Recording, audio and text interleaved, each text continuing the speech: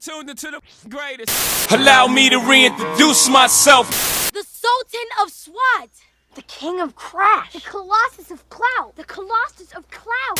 Yo, this is Nappy Boy Radio Live. King Kong ain't got shit on me. You so crazy. And I'll be damned if I let you tear it down just because you don't like the way another. You either die a hero or you live long enough to see yourself become the villain.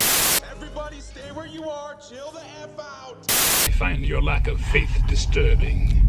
I am Prince T'Challa, son of King T'Chaka. Well, around here, between Normandy and Weston, we call this here a little twin. Wow. It's simple. We kill the Batman. I'll do you one better. Why is Gamora? Tell me, do you bleed? You could not live with your own failure. Where did that bring you? Back to me. These white men are dangerous. Do you understand the words that are coming out of my mouth? Now there's gonna tell me how much I have to fuck around to find out what I need to find out. Oh my God, you want to talk about mothers? Oh, you want to talk about mothers? It's mother time. Move, Captain. I won't ask a second time. It's no moon. It's a space station. It's too big to be a space station. Here at WIZ, we play nothing but the hits. Nothing but the hits. Nothing but the motherfucker. I ain't scared of you, mother.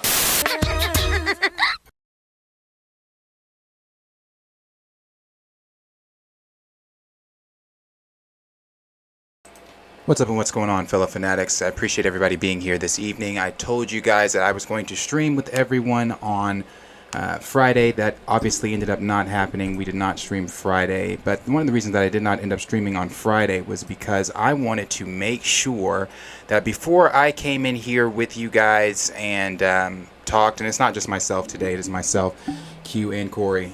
Before I came in here and talked with everyone, before we came in here and gave our thoughts, I wanted to make sure that some things were done, research was done, not just research. I wanted to make sure that I came in here properly with the right footage, right pictures, right everything, because there's a lot of conversation surrounding. And for those of you that are here already, if you didn't see the tweet I put out on Friday, don't come in here expecting us to be talking about Marvel. I'm not talking about fucking Marvel today. I'm not talking about DC. I'm not talking about what's going on with James Gunn and his Twitter fingers. Today we are talking about the clip that came out from the Proud Family. And this clip that came out from the Proud Family, the reboot Proud Family, that is the louder and prouder version of the Proud Family, seems like a lot of people have a lot of issues with this episode, a lot of issues with this clip. And the funny thing about it is, for me, it's not just people having an issue with this clip, issue with this episode. Yes, there are white folks that have the issue too, but I've seen also that there are a lot of people from, this is not new, we've had these conversations over here. We've talked about the anti-black agenda within our own community. We haven't gone deep into it, because like I said, that's a totally separate conversation. But the anti-black conversation, because we're seeing that even within this whole Proud Family conversation, that there are people from with our own community that have issues with what was said in the minute and 30-second clip that came from the Proud Family. And I'm going to be first to say this before we even jump into everything. If you have an issue with that clip, it's a you problem. It's a you problem. It's not a problem with the Proud Family, because the Proud Family has always been loud and proud. Always. Way before the reboot. If you paid attention to the OG Proud Family, they've always been loud and proud on several different socially economic issues. Right. Several different. But the only reason that this one is getting so much attention is because it goes against your status quo. It goes against your agenda. That's why this is so much different. You saw black empowerment, and you decided to display your privilege by sharing why it's anti-this or why it's anti-white, is what I've seen. People saying that it's anti-white. People saying, this is an actual quote, someone saying that, imagine paying for Disney Plus and it teaching our kids to hate themselves in their country. You know, they say if you throw a rock into a crowd and it hits a dog, the dog that barks is the one that got hit. Right. That's a you problem. If you feel guilty... If you feel guilty over or that white guilt conversation, I'm sure a lot of people watched You People with Jonah Hill and Eddie Murphy and everybody. That was a conversation in there. White guilt. That's a real thing. If you feel guilty about that, and here's the thing too, no one's telling your children, no one's telling your kids to hate themselves. We're not pushing that agenda. Right. The black community's not pushing an agenda to the white kids, telling them to hate themselves. Right. Hate the sins of the country. Don't hate yourself. We've had this conversation about Benedict Cumberbatch in the past. I've talked about this. Mm-hmm. People were coming in saying, Darius, say some things about Benedict Cumberbatch. What about him owning slaves? Blah, blah, blah, blah, blah. That doesn't have shit to do with Benedict Cumberbatch. Nothing. It has everything to do with his forefathers, but it has nothing to do with the man today. So no one's telling your children to hate themselves because of the sins of this country, but we are telling them to hate the sins of this country. The same way that you tell these same kids that you're telling to, because in that same quote, he said, kids should just be kids and not have to not have to worry about the politics of the world and things like this. But in the same breath, you turn around and tell these same kids that should just be kids on 9/11 to never forget. Right. You tell these same kids about the Oklahoma bombing to never forget. But yet when it comes to black issues, when it comes to us talking about our history, you want to bury it. Yeah, kids need to be kids. Kids don't need to be talking about this. Kids need to be in these spaces where they're only learning about being a kid and laughing and playing and all that bullshit. And the crazy oh, sorry, go ahead. I'm just I haven't really said much, but I was reading and everything, and I've read a quote that before, even it's usually, and it says the loudest one in the room is usually advocating for conflict. And it's like, whenever you get on Twitter and you see all the responses to people who are just speaking, it's like they're being loud because they want to create conflict. And it's like, what today's video is, it might be loud and everything, but I wouldn't say this is a response, you know, like this is a response. It's not even a reaction, it's a response to things that honestly need to be talked about. But at the end of the day, it's like, if y'all know me in every video, it's gonna come back to empathy at the end of the day. And it's like, I've seen kids at drag shows in the last year. I've seen kids at I've seen kids at gun shows. I've seen kids at gun stores. I've seen kids doing everything. But white people be damned when the kids learn about some slave. I don't even know where to start, 'cause I got so many things racing through my mind that I want to say. Be damned when they're taught about. I'm gonna wait to see what route we start with first. But it's just, I don't think that a lot of these people really know what they're even talking about. It's kind of just like they see something that they know they can get a reaction from, and it's like, let's do it. Yeah, they don't know. Let's do it. It's like they really don't put any thought into what the historical value of anything is whenever it comes to our side of the story or anything like that. Everything historical comes from what benefits them or what makes them feel comfortable. What their ancestors did. What their white creators have did and put them in the position to do. Yeah, a place like where there's not guilt there. It's never what the black people did for them to put them in a position to succeed, or how we put ourselves in a position to succeed despite them not really letting. It's a whole really thing to get into, so I'm gonna see which direction we go first, but it's all about agenda at the end of the day. It only affects them.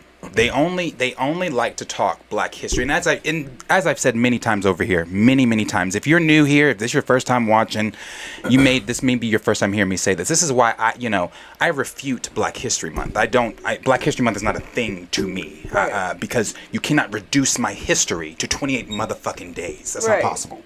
Not possible. But I am Black history. Exactly. I am Black. I'm living, walking Black history. Yeah, so you can't, like you said, you can't put me in 28 days. They only go against Black history, like this minute 30-second clip that we are going to watch from the Proud Family. They only go against it when they are no longer controlling the history that is being taught. There it is.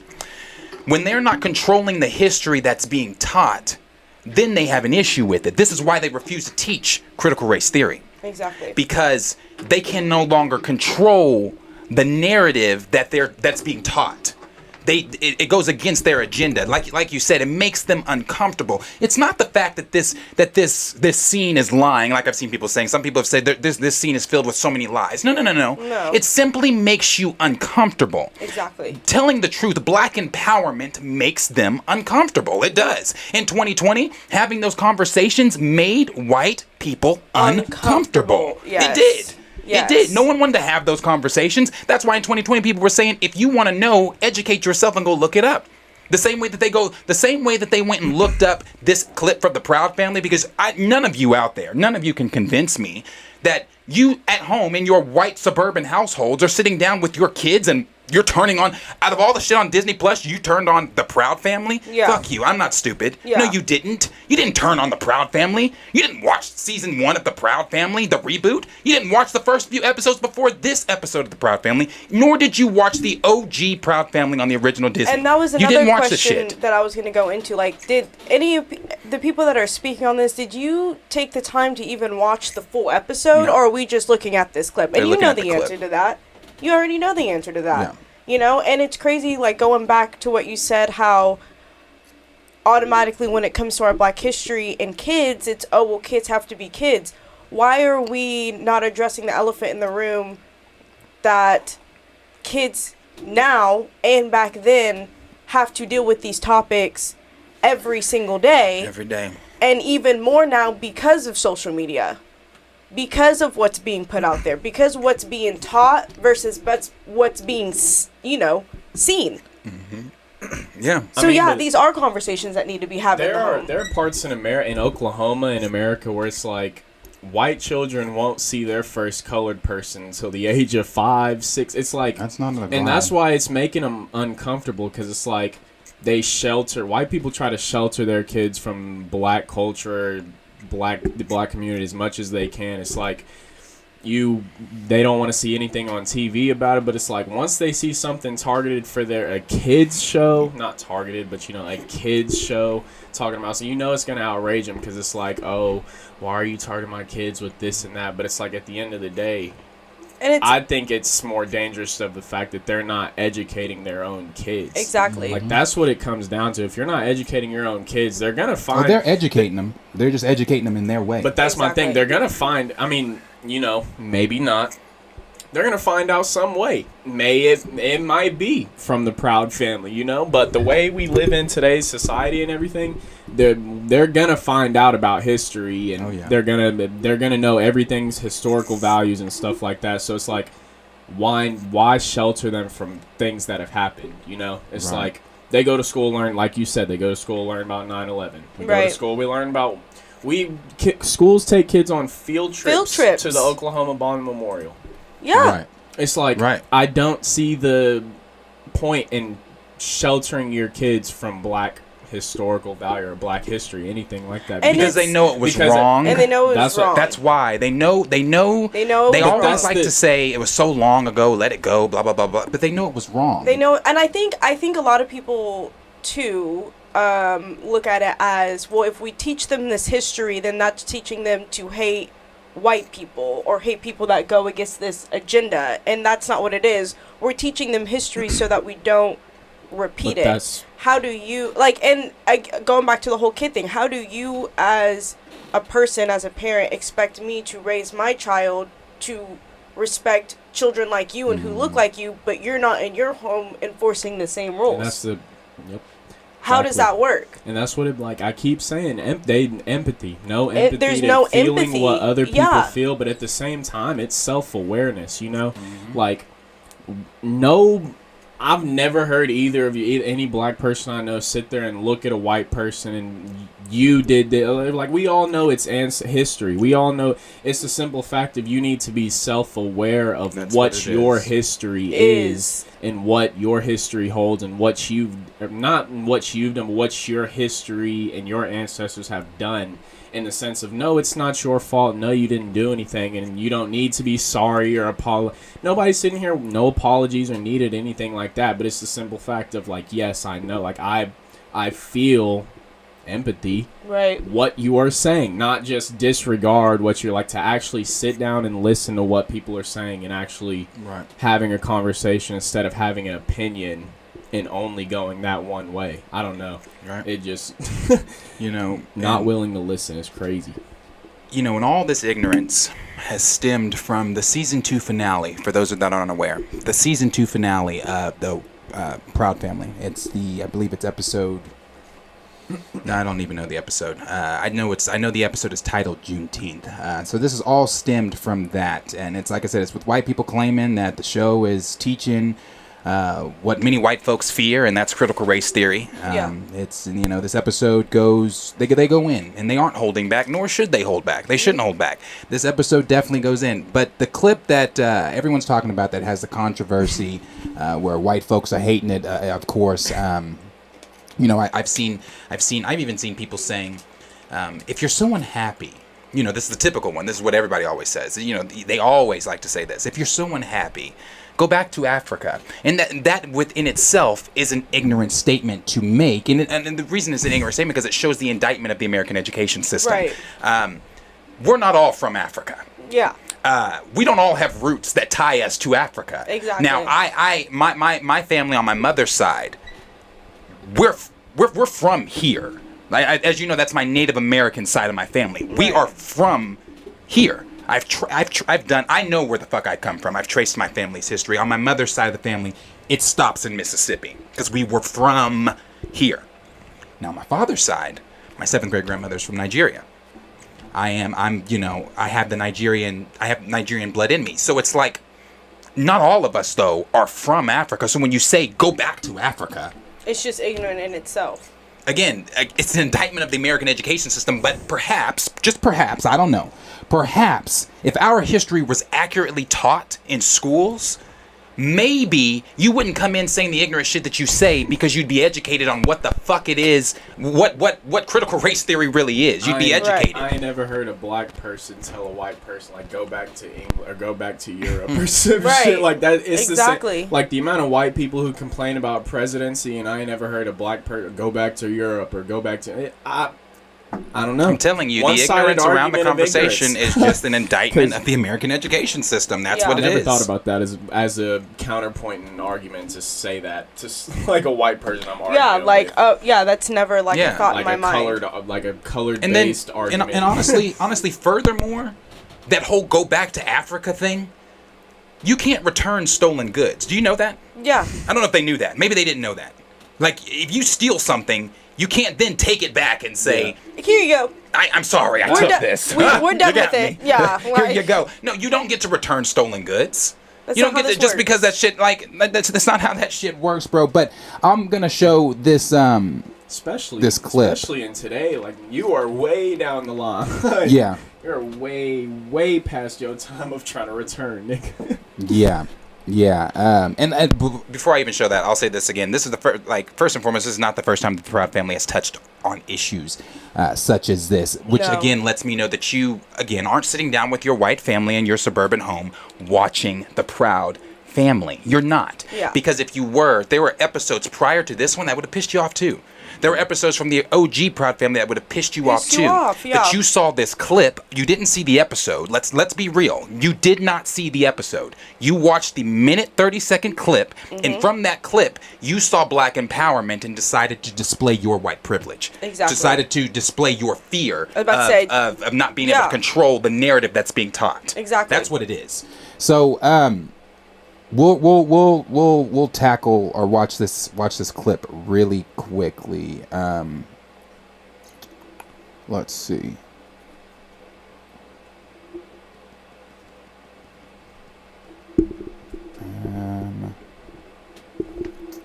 Okay, I'll show this first, and then I'll go into that. Yeah, because I definitely want to break down this clip because I feel like people did not. Again, like you said, they just saw the 30 seconds and it went through one ear and not the other. Didn't listen to a word. They just saw black empowerment. And they... they saw in the first 5 seconds slaves built this country. You're right. And they were like, whoa. Yeah, exactly. Right. Exactly. Here we go. This country was built on slavery, which means slaves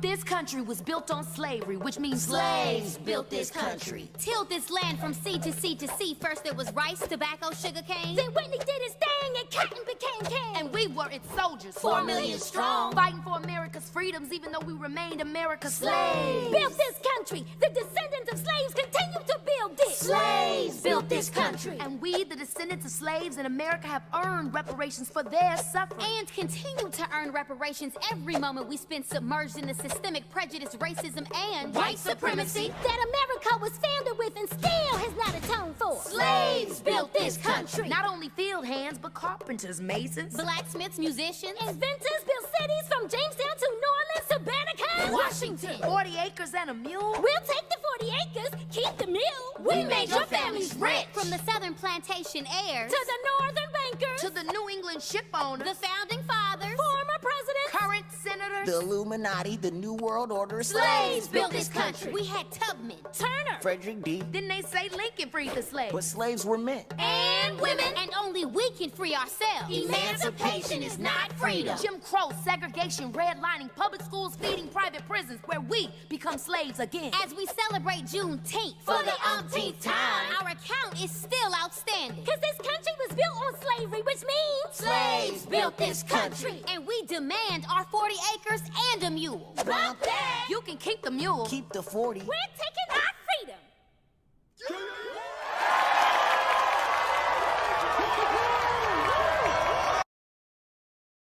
Okay. There's absolutely nothing wrong with that clip, as I said it on Twitter. The issue with this clip is you. You don't like the education being taught in this clip. This clip is nothing more than pure education. This clip is nothing more than what should be being taught around classrooms year-round. Slaves built this country, and anybody that thinks differently, again, an indictment of the American education system. Exactly. Slaves built this country. It's on the backs of our ancestors that this country was built. Now, I am well versed in the things that went on here, and I'm well versed in the things that went on outside of Oklahoma as well when it comes to slavery, but I'm well versed on the things that happened within my own state when it comes to slavery. And I can tell you right now, without the thousands of black slaves that were brought and carried from Mississippi, Atlanta, Florida, brought over here in 1833 to what is now Oklahoma. Without those slaves, there would be no Oklahoma. Right. This would have just been territory like it was at the beginning. It was Indian territory before it became Oklahoma. You want to talk about how, saying, oh, slave, go back to your country or whatever this, whatever that. Those same slaves once freed, because just because we were freed, you still had Jim Crow. You still had the Jim Crow laws. So it was slavery, but it was slavery with conditions. Let's put it that way. Jim Crow was slavery with conditions. So you had moving from slavery to Jim Crow, and then once we moved here in Oklahoma, once we moved out into the Jim Crow era, we started, because Oklahoma here historically has the most historic black towns. We started building our own communities. We started building our own towns. What happened then? It got burnt down to the ground because it started to be. That's the thing. It was starting to progress. I want to make sure, man, that I'm coming in right. I'm not saying the wrong. Slipping up. I don't want to say the wrong thing. But that's why that clip bothers them again. Because same thing with the black towns, why it bothered them. Black empowerment. You can't have black folks get too strong. You can't have black folks get too empowered. You can't have niggas be too educated. Because if you do, well then you get what you were getting here in Oklahoma. Black Wall Street. Right. Where we don't need y'all to do shit because we had our own. We had our own shit. But then again, that came and got burnt down. So it's like, when you say slaves did not build this country, this person had a conversation with me, on Twitter. They said slaves built this country as education, ? Then they said people who were never slaves earned reparations as education, ? Hands up, don't shoot is a lie, not education. Slaves freed themselves as education. So I'm going to take it from the top there where it says slaves built this country is education. Yes, that is education. The White House that your presidents sit in was built by slaves. Yeah. Many of these government buildings and things like that. Just not just the government buildings, but the way that America flows today from slaves. After slave owners. Right. Yeah, you got slave cities, statues up. streets. These Confederate statues up. But see, when we scream take these statues down, you scream no, that's history. Right. But when we scream our history, you say no, that's a lie. Right. So which is it?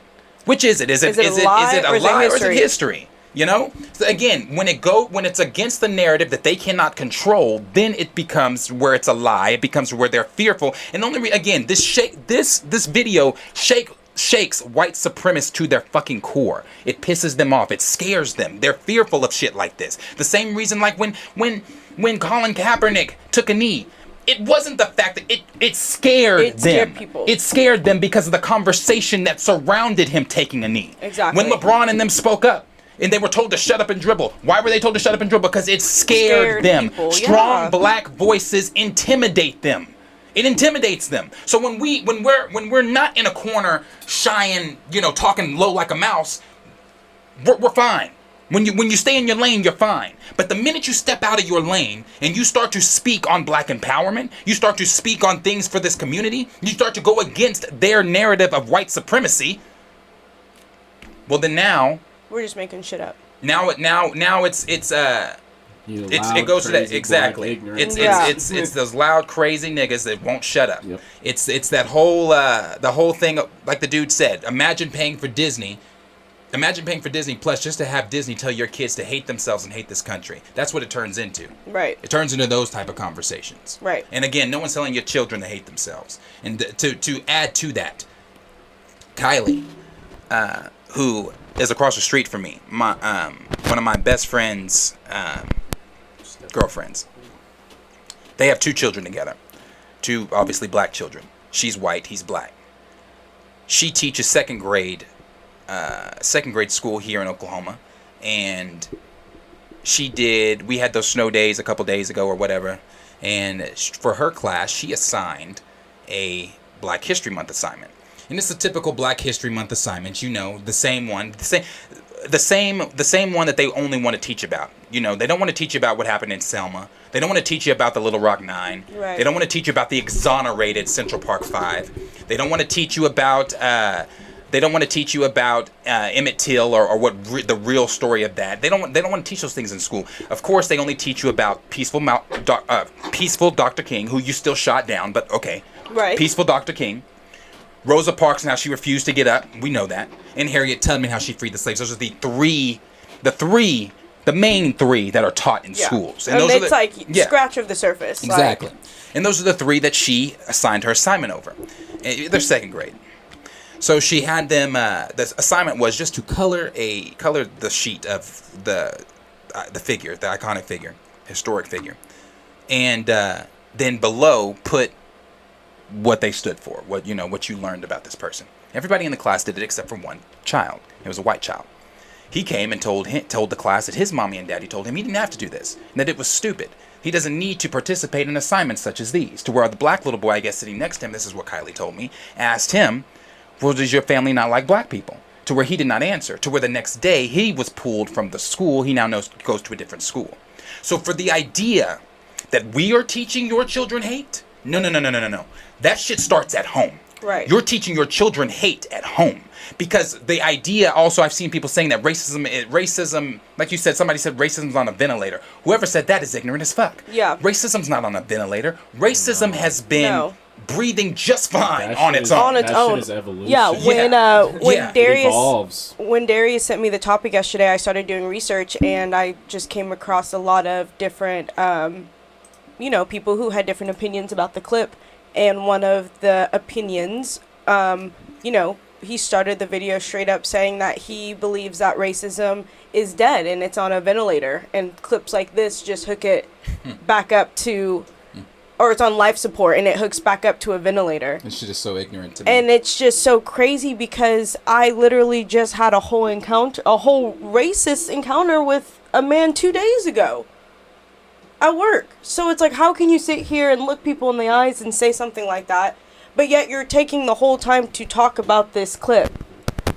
Yeah. And how it's So if it's dead, then why are you pushing the agenda? It's not dead. And Exactly. It's never going to die because conversations like whatever that little boy had with his mommy and daddy at are home never are gonna happening. Yeah, because they're happening. Not gonna stop. And they're not gonna stop.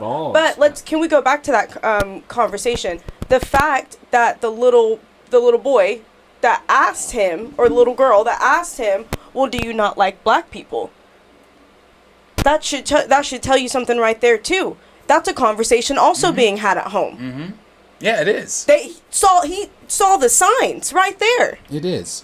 Those are conversations that are happening with children. Children are sponges. They are going to absorb every little thing that is going on in your household. So you cannot sit there and say, well, kids need to be kids and we can't have these type of conversations. We're not saying go in depth. No one's saying you should sit down. I mean, and that's on you. I feel like as a black parent, I have to go in depth. However you educate your child is how you educate your child, but the conversation needs to be had. And the conversation needs to be happening. They're not stupid. Kids are not stupid. I think it just sucks because that hate then spreads to, or not even then, but it potentially just spreads to the black child. It's like, okay, now I know this white child. Do all white people not like me? Exactly. White.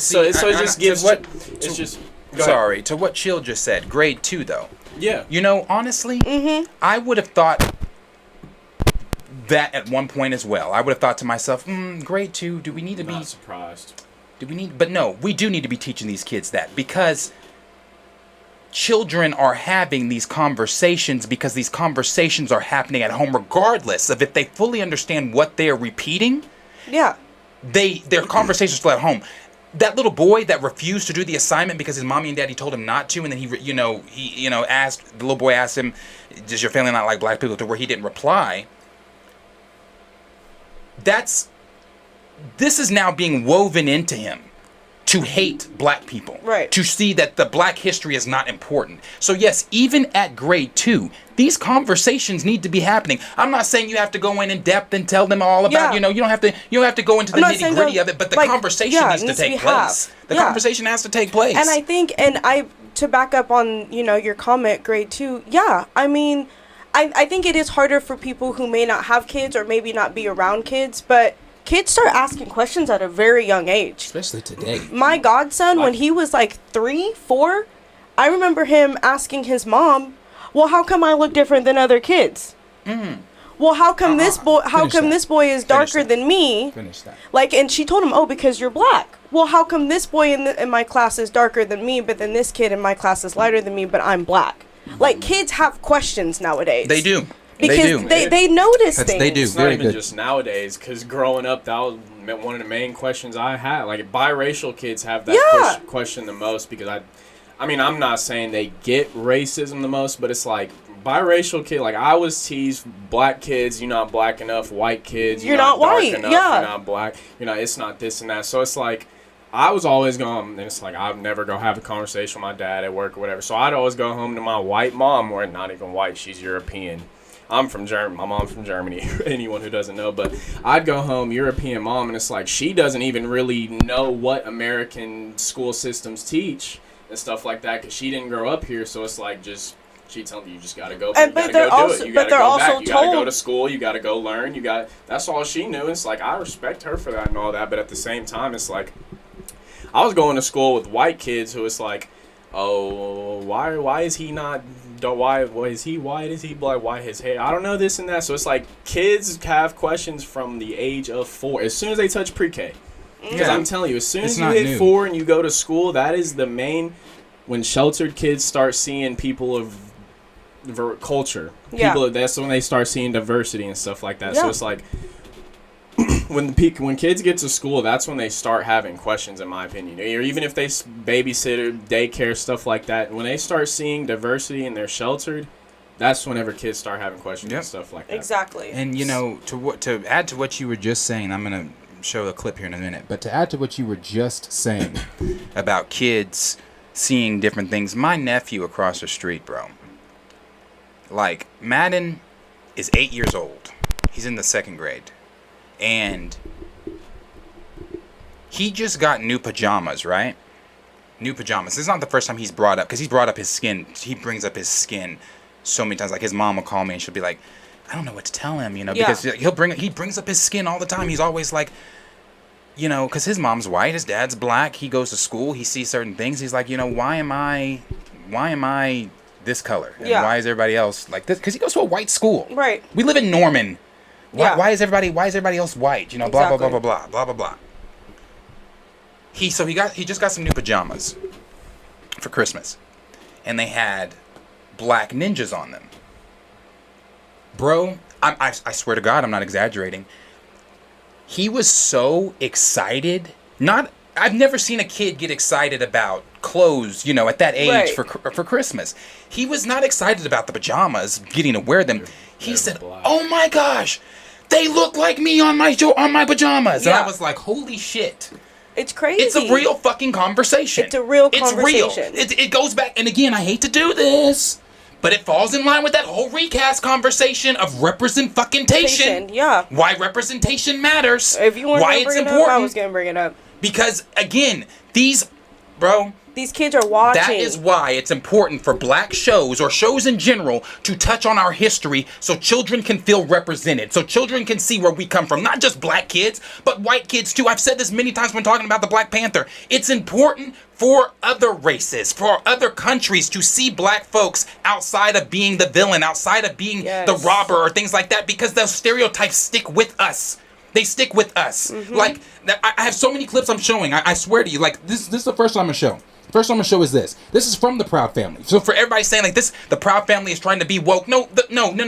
You just tuned in. You just tuned in. You just woke up. You just got You the one that just woke up. because they have tackled Islamophobia. You just got on Twitter. And I'm actually showed that clip of them tackling Twitter. that. That's all it is. This is them tackling Islamophobia. From if you paid attention to the Proud Family, and I hope that this is not this blurry, but if you paid attention, I bet it is. If you paid attention to the Proud Family, I actually seen this in a thread. Okay, great. If you paid attention to the Proud Family, then you know that they tackled many different socially economic issues, and this was one of them. The Islamophobia episode. It's when Penny had to she got to do an assignment with the new kid in class. And the new kid she's Islamic, and she's Muslim. The whole class had to do an assignment. They had to switch homes. Yes, they had to switch homes. So she had to go live with them, and then vice versa. Blah blah blah. This was something that they showed in this episode, so I want to show this.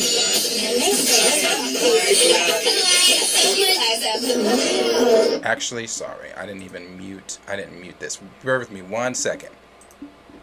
Check this out.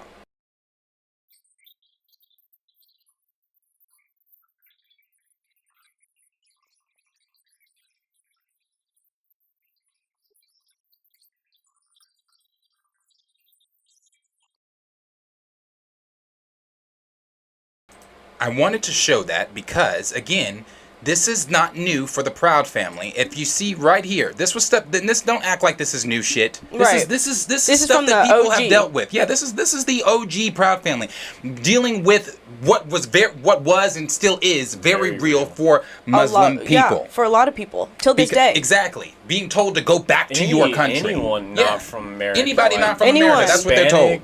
Exactly. Go back to your country. So this is not new. These things have been being taught. But if you need more examples, I can give you more. We can take it to actually I'll go ahead and play this too.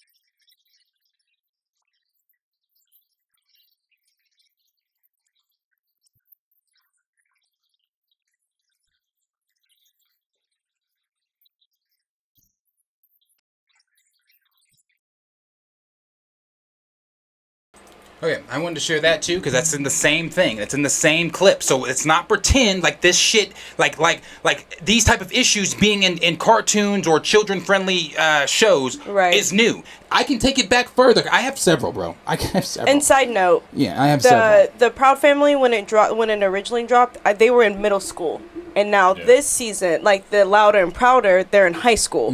So again, going back to kids need to be kids. Well, now they're in a setting where they're representing a setting where these conversations are being talked about.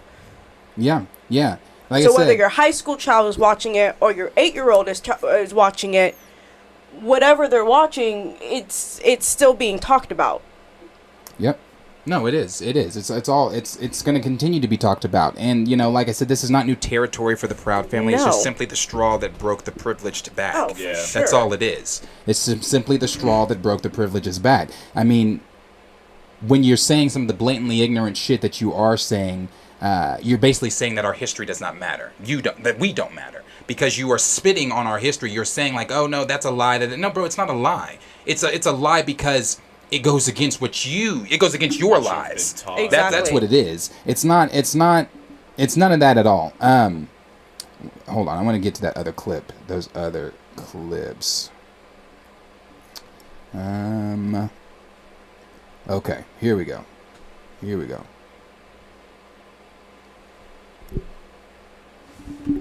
Let's show them from Fox first before I show all that other stuff.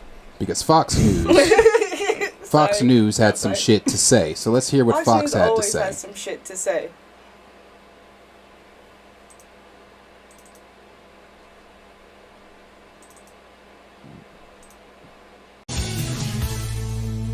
Schools across the country are offering special courses for Black Lives Matter Week, including restorative justice, diversity and globalism, trans-affirming and collective value, international and black families, and black women, and unapologetically black. Talk radio host and America First Policy Institute Ambassador Stacey Washington joins us now. Stacey, specifically one topic in there I want to get your thoughts on. What does the average black person in America think about having trans and queer And I'm sorry, before she even talks, I want to know who the fuck appointed her to speak for the black community. I don't even know who this person is. Exactly. I just learned who she was 2 days ago, 48 hours ago. So for him to say, what does the black community think? Motherfucker, Stacey Washington don't speak for the black community. Right. She doesn't speak for us. This bitch is busy. Never mind. Hold on. Let me finish it. Information as part of their story. So, as one of the most traditionally conservative groups in America, I think Black Americans feel as I do that that has nothing to do with Black history. So Black history is an integral part of our American story and deserves to be included in curriculum for students all over the country because it's unifying. It talks about contributions made by Black Americans since the very founding of this country and even before during the Revolutionary War. So I talk about this in my book, Todd. I talk about how we actually have been here since then, have contributed since then. And queer theory, these other new obsessions, these new gender, this is obsession in my opinion. What is she looking at? I have to stop her. But she's definitely reading some shit. She said these other new obsessions, bitch. What? You saying and this is not a conversation. Actually, no, it is. You saying that the queer community or any of that shit like that it's new, that's like saying that black folks are new. We've been here. These people, like not just black people in our category, but the people in the LGBTQ community, the other obsessions she named. This isn't new. It may be new to you in your household, but this is not new. These people, these issues, these communities have been here, bro. Been here. It's and like, they have it's affected... like she started a new year and really think like, oh, gay people just got, black people just got here. Like gay people just got here. Just started. Yeah, like what the fuck? Like, nope. Like and they have affected more of not just the black culture, but culture in general than what people will ever give them flowers for. Oh my God. When it comes to the black community, for sure, you know what I mean? Like I said, I say this all the time. Everybody wants to be black until it's time to be black. Because You want to speak our ebonics. They want to talk our lingo all the Kendrick time. Lamar said that. They want to listen to the same music we listen to, and we know in private, like in White Chicks. So nobody's around. We know that they're doing. You're saying the N-word in all those songs. Yeah, in private and things like that. You want to do that. You want us. You love us when we're scoring the buzzer beaters on the court. You love us when we're scoring touchdowns. We make the most jokes out of this shit. But I'm telling you, you get on Xbox, PlayStation, and you play with them niggas for real. Them kids, oh yeah, of course they are. Some of course they do. Crazy fucking things. And I'm guaranteeing y'all that is not just headset talk. No. Any way you talk online, I promise that's how you talk in real life and everything. For real. So it's like, I know even I make jokes about it and shit because shit do be funny and everything, and I know we all make social jokes about it, but it's like gotten way too comfortable saying things online to the point where it's like people are letting stuff slip. I don't know. Yeah, no. Like I said, they love us whenever we're doing all those things I named there, like the scoring touchdowns or hitting the buzzer beat, or when we're releasing new songs for the general audience's entertainment or whatever. Shoes, clothes. But the minute we step out of line, it's be damned with all that. Let's finish hearing what this bought and told slave has to say here, because she's bought and sold her damn self. She's sitting here talking. Next, let me finish this. Let me finish what she's saying. Opinion. These things don't do anything to bring us together, and they certainly don't teach students anything about the great history of this country and the contributions going forward that every American can make to make America a stronger, better nation. What about the rest of the topics on this week of learning here? We got restorative justice, diversity and globalism, intergenerational and black families, black women and unapologetically black. Does that provide the best representation of black history? Absolutely not. So we're talking about these new buzzwords. They all indicate the ideology that the Democrat Party is pushing American children into. And it has nothing to do with unifying children or teaching them that they're beautifully and wonderfully created and made in the image of God, and that they're unique, special people with a purpose who are going to go out and do amazing things, not just for our country, but for themselves and their community. These are none of the concepts that are taught in the things you just named. We're talking about structural racism and things that hurt and divide children, and they divide them from their parents, because even interracial children are taught that they have to choose to be black and not the other part of their ethnicity, of their mother or their father. There's so many things about this that. I'm gonna stop her. How are you gonna sit I'm there stop her right there. I ain't had to choose either. Her sitting here talking about pause. You know, wasn't expecting that. Interracial children have to choose whether or not they're black or white. No. Here's the thing. This is what I always tell Kylie, because as again, Madden and Mare are mixed. Right. But the world sees them as black and only black. That ain't an us thing. That's not the black community saying, that's not us. That is the world seeing them as only black. And my mom raised me like my mom raised me to, when you go in a store, no hands in your pockets, don't walk alone at night. It's like, it's like my mom raised me as you are black. So it's like the world once you are colored, you are black. You are black. The world sees you as black. There is no that. I mean, that discussion may come from the black community. Oh, this interracial kid's not black enough, stuff like that. But from white people, if they see color, you are black. You are black. They don't question. Oh, is he maybe good because he biracial? No, you're black. You're black. Like I said, this sister here, the reason she's even on Fox is because they needed a tap dancing nigga for them. They needed somebody that was going to come out here and tap dance for them. Yeah. She is the tap. That's what she is. She's like the circus. I hate like the circus monkey. That's what she is. Yeah. That's what she is. She has been she's been bought and paid for. Throw you out there to try to entertain your community. Mm-hmm. Like, she's been bought and paid for, and she's just continuing. That's what it is. That's what it is. She clearly talking about that. This goes against the things that Dr. King taught. No, it doesn't. No, it doesn't. No, the fuck it doesn't. Because I said I hope we do play the clip that this whole conversation is about, because if you listen to the words, they said 40 acres in the mule, and then they said you can keep the mule, then they said 40 acres in a mule again, and they said bump that. Then they said 40 acres and a mule, and they said, you can keep that. We want our freedom. And then they ended it. So the whole point of this was, at the end of the day, we just want our true freedom. Right. It's not teaching you to hate whites. It's not teaching you to be against blacks. It's not teaching you anything but besides that we want to be seen and we want to be heard the way we should be seen and heard.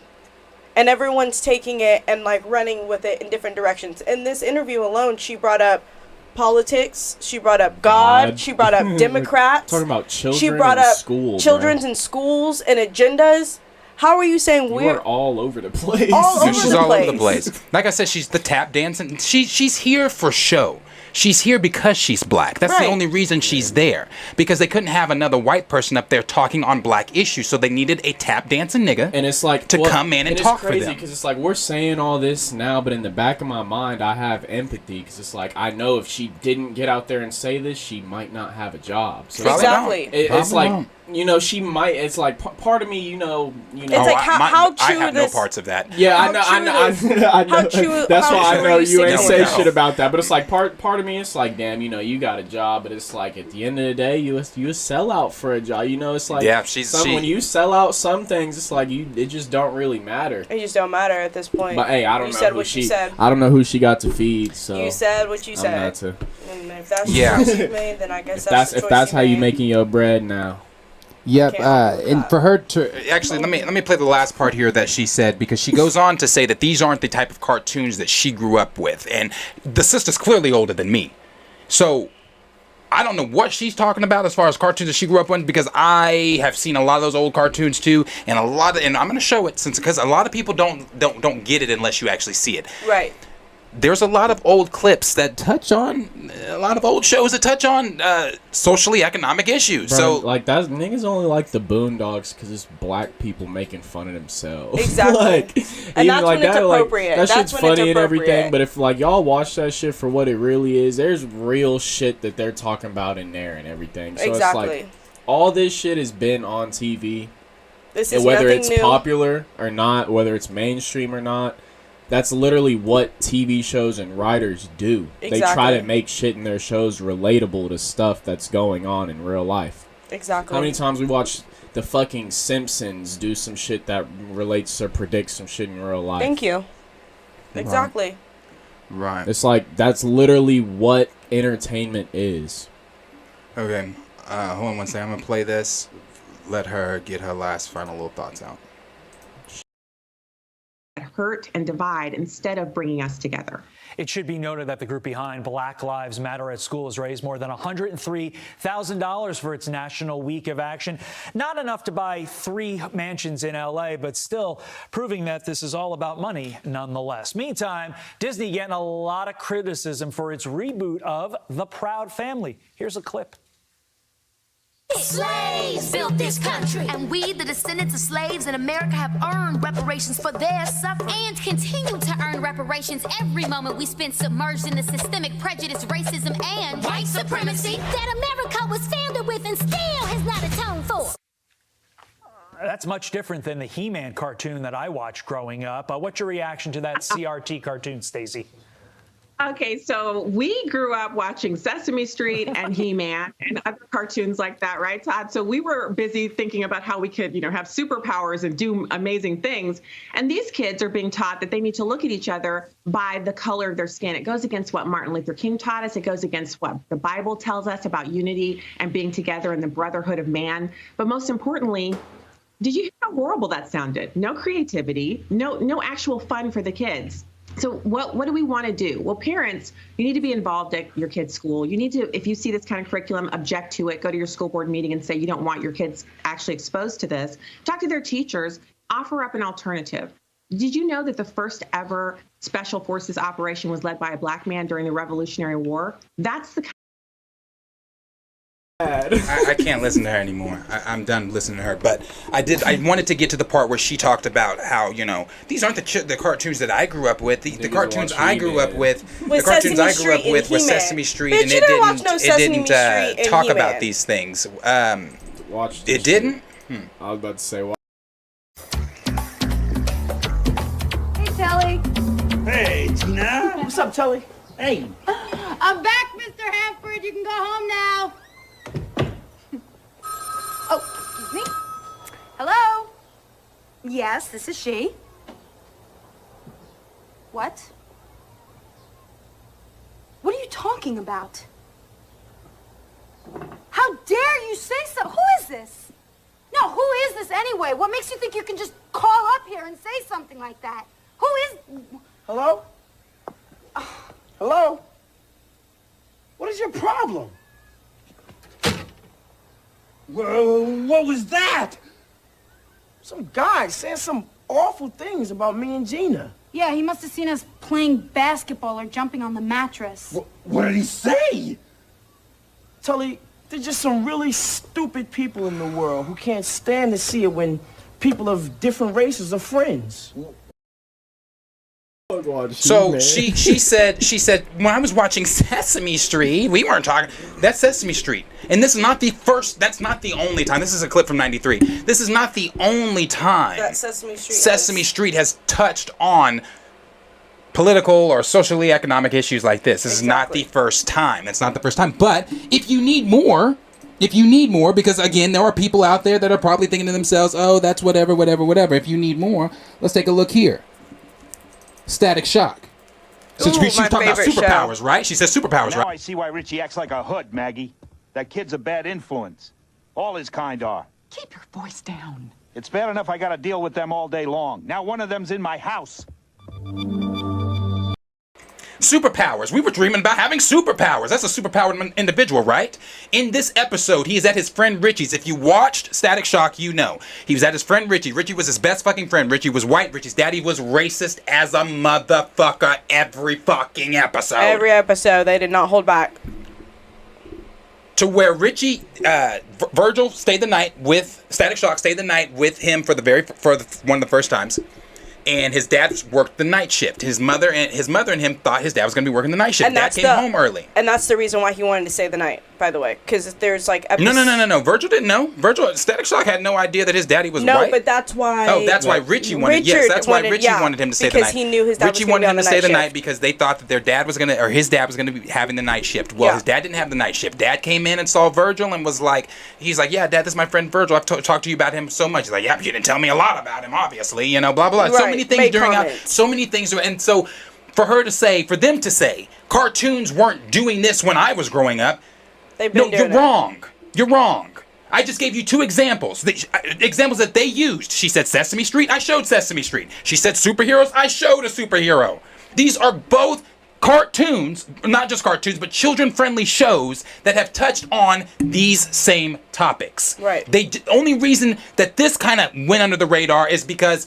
One, that was just Richie's dad saying what I'm sure a lot of them think is truth about Virgil and our people. They're thugs. I've already got to spend this much time with them. Now I got one in my house. That's why that didn't go no further. The Sesame Street one, that didn't go any further because, again, Sesame Street, they're teaching lessons, blah, blah, blah. That was fine for you. Right. The reason the the Proud Family one is getting so much attention is just because it is loud. It is loud and proud. It is louder and prouder than anything that they've done before, and it should be. I would honestly be more disappointed if they didn't pull something like this and it was the Proud Family louder and prouder, because they've always had these types of conversations in their episodes and they've always been loud about it. Yep. So I think I would have been more disappointed if something like this didn't happen. Yep.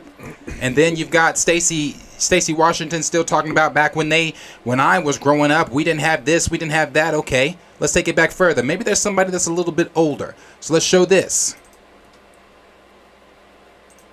Oh, there's Officer Clemens. Hi, Officer Clemens. Come in. Rogers, how are you? Fine. Won't you sit down? Oh, sure. Just for a moment. It's so warm. I was just putting some water on my feet. Oh, it sure is. Would you like to join me?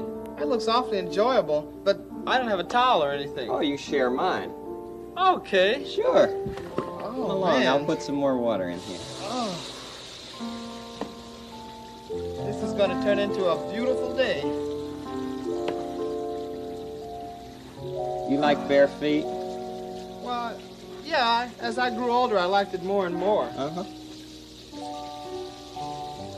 Good for you. You're pulling up your pants. I forgot to do that at first. Oh, I don't want him to get wet. Right. Oh, that feels great. Here. I'm gonna pause that there, and the reason I'm gonna stop that is because I mean the whole if anybody is aware, back during that time, Mr. Rogers did touch on a lot of different issues. There were some times that Mr. Rogers did because he wasn't thinking, he didn't think the way that the masses thought around that time.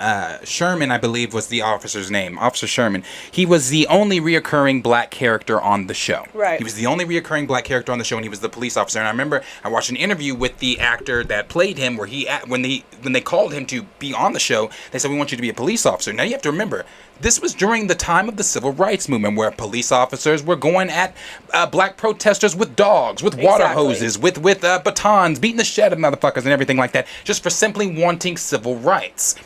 So when they asked him to come be a police officer on the show, he said, "Are you sure? You sure y'all want me to come on this show and be a police officer? How are the audiences going to, what are people going to look at that? What are people going to think about that?" To where Mr. Rogers told him, "I don't care. That's the point of why we're doing it. Right. We want you to," and then this whole, at the time too, niggas could not swim in the same places as white folks. Right. You know, obviously segregation. Mr. Rogers said, "Bump that. Come put your feet in the same fucking pool that my feet are in, and let's show them that it doesn't fucking matter." So for people to say, "Oh, these type of agendas weren't pushed back then," let's show some more fucking examples, because there's more. When you say that this shit wasn't pushed back then, let's look at. By the way, this episode right here with Mr. Rogers, it's till this day, it's like made history. Yeah. It's like one of the most like iconic episodes in like TV today, because it was one of the first few times, you know, they broke that barrier of segregation. So Yep. Mr. Rogers was a real one. She brought up superpowers, right? She did say superpowers. Yeah. So let me bring up another superpower being for her, since Stacy is obviously still over the tap dance, and let me give her a rest really quick and give her something else that she can look at. Captain Planet. Captain Planet was another one that touched on, now it wasn't race, it was just socially economic issues. Let's not forget, there was a time where if you were gay and you got, or not just gay, if you got AIDS, it was looked at as, one, the gay disease, but it was also looked at as, don't touch me because I don't want to catch it. Exactly. It was looked at as like leprosy. Exactly. Yeah, it was one of those things. Don't touch me. Shunned. I don't want to catch what you got. Yeah, you were shunned. Contagion. Captain Planet did a whole episode on that. There was a kid that was an athletic kid on the basketball team who had contracted AIDS, and everybody in the school had found out about it. Parents and everything included had found out about it, to where he was being shunned. Don't touch him. Don't touch me. He can't play on the basketball team. He's got to touch other kids. He can't touch our kids. Blah, blah, blah, blah, blah. Captain Planet came in and they discussed this issue. So, no, it's not a black issue. No, it's not a race issue. But it's still a socially economic issue that was put into a TV show for children. So let's look at what Captain Planet had to fucking say. They was allowed to say. Yeah, they could say whatever they wanted to say. They said whatever the hell they wanted to say. That's like they said at the very beginning. And that's what I mean when I say this is not new. This has been, these type of agendas have been pushed into children's shows because they're important to be talked about. And education is important in general. That's the main thing. Being educated on people that are different than you. Not everybody is the same. Yeah. So being educated on those things. But again, I have more. I do have more. Let's go on to this one. Let's show this now. Which one? Let's do this. Let's do this. Again, during the time. This is Nickelodeon now. This was Captain Planet. This was on Cartoon Network. Cartoon Network. I want to make sure we're putting the network that this showed on. This showed on Nickelodeon, back when Nickelodeon used to do shit like this. Nickelodeon celebrates Black History Month. Hey, look, Charles Drew. This guy helped save millions of lives. He's the doctor that set up the world's first blood bank. A bank for blood? Yeah. You know, it's where they store the blood that people donate, like when there's a blood drive. All right, so when people need blood for like operations and emergencies, Then the hospitals go to the blood bank and get it. all right, well, I just got one question about blood banks. What's that? They got ATM machines? Hey, Keenan, I thought Edison invented the light bulb. He's not black. no, but Lewis Latimer was. Oh, who's he? He's the man that made light bulbs affordable. You know that little thing in the light bulb that lights up? Oh, yeah, the filament. Yeah, the filament. See, they used to be real expensive, but Latimer invented a new, cheaper filament that works great. Oh, okay, so he made them cheap so everybody could afford them, huh? Good thing, because you just bought that one. There she is, Cal, Mae Jemison, the first African-American woman in space. Hey, you sure? Because I thought it was Uhura from Star Trek. No, man, that's just science fiction. Mae Jemison is the real deal. I mean, she flew on the space shuttle and everything, and look at all these medical experiments, man. She was doing them about how space affects people's bodies differently and stuff like that. Hey, you know, Keenan, NASA should let me up in space. Why? Because I'll be the first soda-drinking, rap-singing teenage genius in space. Houston, we have a problem. Hey, Keenan, look, a mutant guitar. No, man, that's a double net guitar. It was invented by Sam Davis way back in the 1800s. Oh, cool. Yeah, of course, these electrical ones showed up much later, but the purpose of the double neck guitar is so that you can change the sound by going from the bass to lead without changing instruments. You know, Cal, man, put that down. Be careful, you don't know what you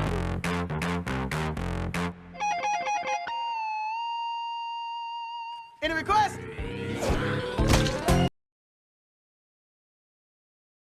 Yes, that was even on Nickelodeon. That's Kenan and Kel. Obviously, we all know Kenan and Kel. Kenan and Kel touched on several different things, and I love that they did that. One, because the conversation, too, like when they were saying in that Proud Family clip, they said, you know, we weren't just field hands. We were carpenters, masons, entertainers. We were this, we were that. We weren't just the we were so much more than what they teach we were. You know, there's the whole thing even before we were stolen from our land or whatever.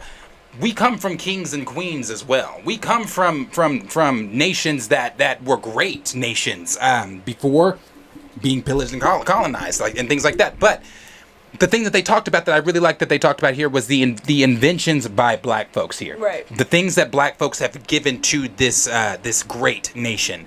So when people were saying like, oh, black folks didn't help contribute to America or things like that. No, fuck you. They did. That's a lie. They definitely did. Black folks definitely helped contributed to America. I mean, there were some things that they didn't even mention, like the stoplight. Right. Actually, hold on. I'm sorry. I do have that one as well. Bear with me 1 second here. I do have, here it is.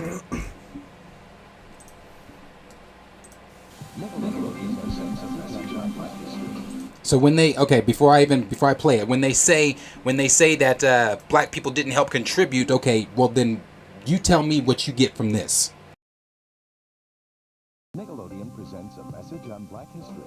If you took away all the inventions and discoveries ever made by Black Americans, you'd have no stoplights, no White House, no Chicago, no American flag at the North Pole, no corn harvesters, no seed planters, definitely no potato chips or peanut butter, no street sweepers, no open heart surgery, no gas masks, no typewriters, no hamsters, sorry, no light bulbs, there'd be no carbon.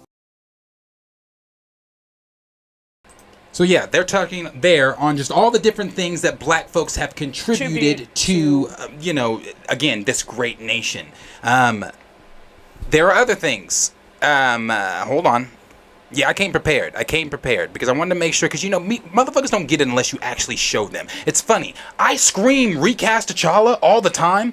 Motherfuckers didn't get it until I posted Cat Williams saying the same shit I've been saying for over a year. For literally. So unless it's someone else saying it, people don't get it. So again, let me show you more since it's someone else saying it. We lost Cameron Boyce. Cameron Boyce, who played on Jesse and played in, I think, like Camp Rock and some things. Maybe not Camp Rock. I don't know. Not Camp Rock. Descendants. Descendants, yes. Descendants. He is half black. And he did something for Disney before his passing. Talking about his grandmother, who was a part of the Clinton 12. Now, if you're not aware of what the Clinton 12 are, it's kind of similar to the Little Rock 9. That there was a high school within their town, and they were the first black kids that got to go to that school. And they were obviously chastised for it. Right. They were targeted. Recognizing the bravery of the Clinton 12. The Clinton 12 was the first group of black students to be integrated into an all-white high school in Clinton, Tennessee. And my Nana is one of the Clinton 12. We weren't hand-chosen, we were just the 12 that were ready to move on. My grandmother did something extraordinary. The whole Clinton 12 is extraordinary. Mostly it has an important role in history, and I like to call it our American history. It is part of something that needed to be done to correct some injustice, and the injustice was we're living in a town with a high school. Right down the hill. That's one thing that my Nana was really adamant about, was she was saying that she had to ride 20 miles into Knoxville from Clinton, Tennessee to go to school. We deserve to go to that school because it was our school, as well as the kids who were white. It was against the law for them to go to this high school until it was integrated. When the judge said you can now integrate Clinton High School, the 12 of us who lived here in Clinton said, yes, we're gonna do this. They don't know what they're going into, and then they walk down the hill and there are just people lining the streets, throwing things, saying things, trying to break their spirit. I almost cried to go back home because there were so many people, and they looked so mean. They looked like they just wanted to grab us and throw us out. They didn't want us at all. I could just see their hate in their heart. No, we weren't going to be intimidated by walking down to the school, even though there were days when we were very fearful. We continued to walk. I've been wanting to come here for a really long time, and I think that it's like a really special thing to be sharing it, especially with my Nana here. It's really amazing. The first time I saw the statue, I just saw determination, incredible amount of courage. For Cameron and Maya, it's just so important that they know they're standing on shoulders, and people before them really set the stage for them to do anything they want, to reach their dreams. Everything that they did and everything they stood up for and they believed in, that's what a hero is. Greatness comes in many forms. You've taken a stance in your life and made a difference, not only for yourself, but for a whole community. It's just crazy to think that she played such a big part in moving our history and our country forward. I think the monument is a reminder, but I've always known. I've always known that she was incredible, but now everyone else knows. I'm glad that. Okay, I wanted to show that really quick. Why? Because, again, the things I'm showing is just to refute the whole conversation that this stuff is not on children's networks. That these conversations don't happen in children's platforms, children's networks, and things like that. They do happen, and they have been happening time and time again. I have two more that I'll show. This one here, this is from That's So Raven. Are you saying that I didn't get the job? Yeah, I'm sorry, Ray. Oh, I thought you aced that interview, Ray. Yeah, I thought so too. I did everything perfectly. There's got to be some reason why you didn't get that job. The truth is, I don't hire black people. Well, did you have a vision, Ray? Yeah. And I saw Chloe straight up say I do not hire black people. What? That's discrimination. I don't believe this. Showing that one because, again, this was also on Disney. I remember that whole episode very, very well. I mean, there was also the sister episode where Tamara had to do the assignment where she couldn't sleep, she went to sleep, and in her dream she met all of the people that she was supposed to write about and things like that. There's that whole episode. You can go look that shit up. There's also the episode from Smart Guy where they tackled racism. Yeah.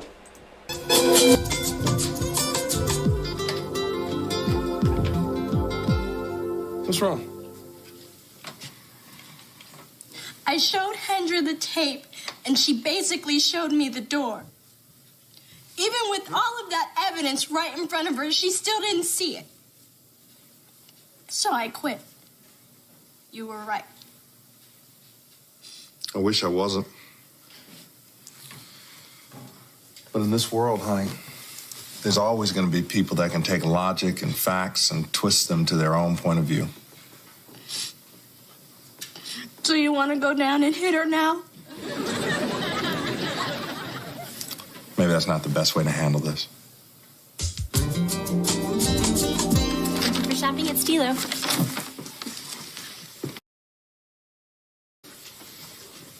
Can I help you find something? No, thanks. I'm just kind of browsing.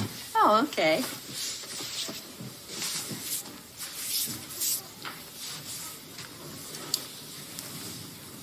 Do you like those shirts? Yes, they're nice. I wonder if that other customer might need your help. Other customer? Yeah, you've been so busy following me, you didn't even notice that other guy over there. Well, it's a big store. You know, it's interesting. A girl who used to work for you said if I came in here, you might keep a close eye on me.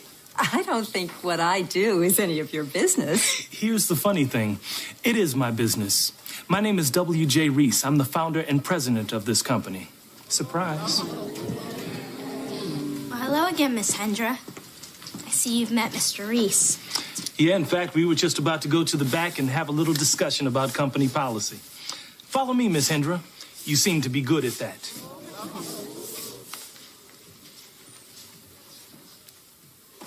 Jed, manager walking. Yes! This is so good. I'm so... Okay, so showed that one too, and the very last thing I'm going to show is more up to date.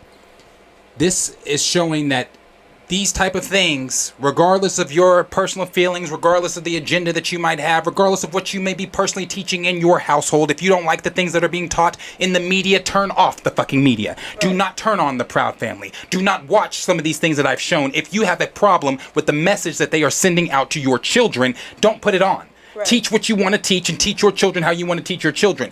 But I applaud the Proud Family. I applaud shows like this for doing and sending out messages like this, because these are things that need to be taught. Our history cannot simply be buried or reduced to 28 fucking days. You cannot do that. The last thing I'm showing, again, this is more up to date. This is from The Watchmen. This is 2 hours down the street in Tulsa, the race massacre. But this is actually giving, we'll never know.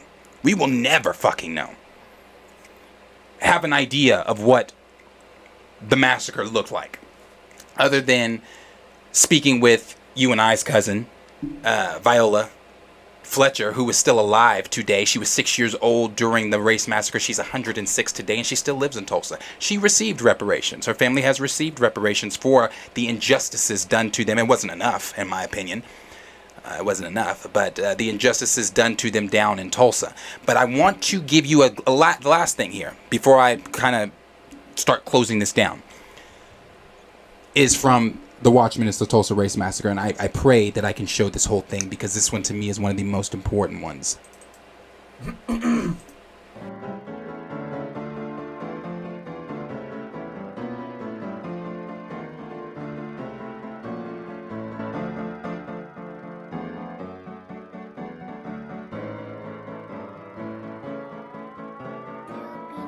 mock justice today. Trust in the law.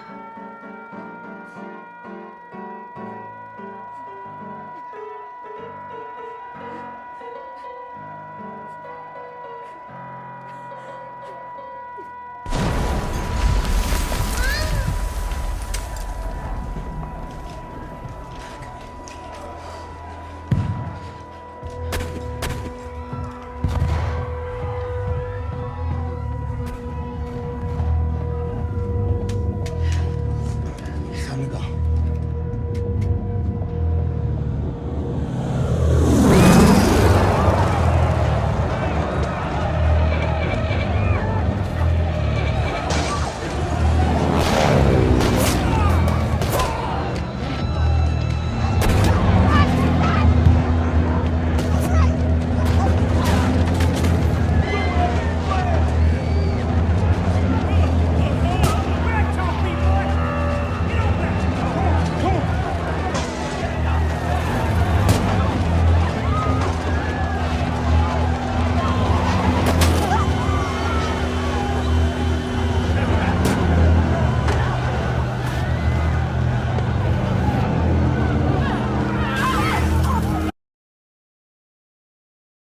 I knew it was going to do that. Sorry. I wanted to show more, but it's not going to let me show everything, because this is fucking... The Watchmen is owned by WB, and WB is a motherfucker when it comes to playing any of their shit.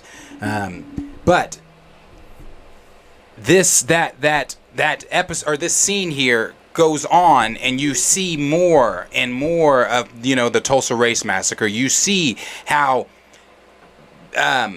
businesses and people that own these businesses, from homes and everything like that, how it was all burned to the ground simply because, now that whole story, it's a misunderstanding story of what happened with in the elevator and everything like that led to the whole massacre. But this stuff, again, is not new. I applauded the Watchmen for doing this because this was something that needed to be shown. It's something that, it was a tough watch. It's always a tough watch. Anytime that, it's, you know, that's why, you know, people have said to me, you know, have you seen Emancipation? I won't see Emancipation with Will Smith. And I love Will Smith. But I won't see Emancipation because I get it, bro. I get it. Yeah. We were slaves. I get it. We were treated as second-class citizens. I don't want to continue to go pay to see stories where we're the slaves, where we're the help, where we're this, where we're that, where we're always on the motherfucking left. I'm sick of that. You know, I shared on my Instagram story a few days ago, it was Michael standing next to John Singleton at the Remember the Time video shoot. John Singleton shot that video. John Singleton also delivered us beautiful films such as Boys in the Hood and things like that. Well, I say beautiful, I mean cultural films such as Boys in the Hood and things like that. But one of the things he mentioned about, you know, one of the reasons Mike wanted to do that was because in films and media and things like that, we had never been portrayed as with our greatness. We'd only been portrayed as the things that we're constantly naming that we've been portrayed as. Exactly. So Michael Jackson wanted to take it upon himself. He wanted to make it a full-length feature film. He wanted to do a film that showed, you know, black excellence in Egypt and things like that. But of course, that was turned down by almost every studio, to where he just said, you know what, fuck it. I'll do a music video and I'll have John Singleton and I'll get some actors like Eddie Murphy and others in here to do a short film. And we'll just do it that way. And that was the only time outside of like The Prince of Egypt, the animated show, movie The Prince of Egypt, or Remember the Time, we are not shown. Our greatness is not shown like that in Egypt. And, you know, if you watch, what is that, Exodus, Gods of whatever, I think it's Christian Bale in Exodus. Can somebody look that up? I think so. If Christian Bale is in Exodus, I believe he is the lead actor in Exodus, where the Egyptians and things are portrayed as white characters. You know, it's whitewashed history. It's not the black history that it really truly is. Mm-hmm. And again, this is why I won't watch certain things, because it's not Christian Bale. Who is that? I thought it was Christian Bale. I thought it was. Maybe it's not. Paul Newman, Sal Mineo. Regardless, a bunch of white folks. Ralph Yeah. Richardson. A bunch of white folks. John Derrick. Yeah.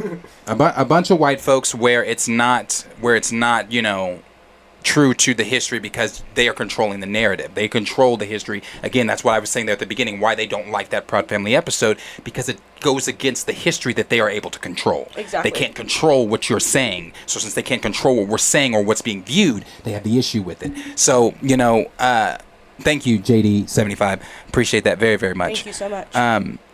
Yeah, they just it is what it is. And again, I showed all those things just to show the fact that this is not new in media.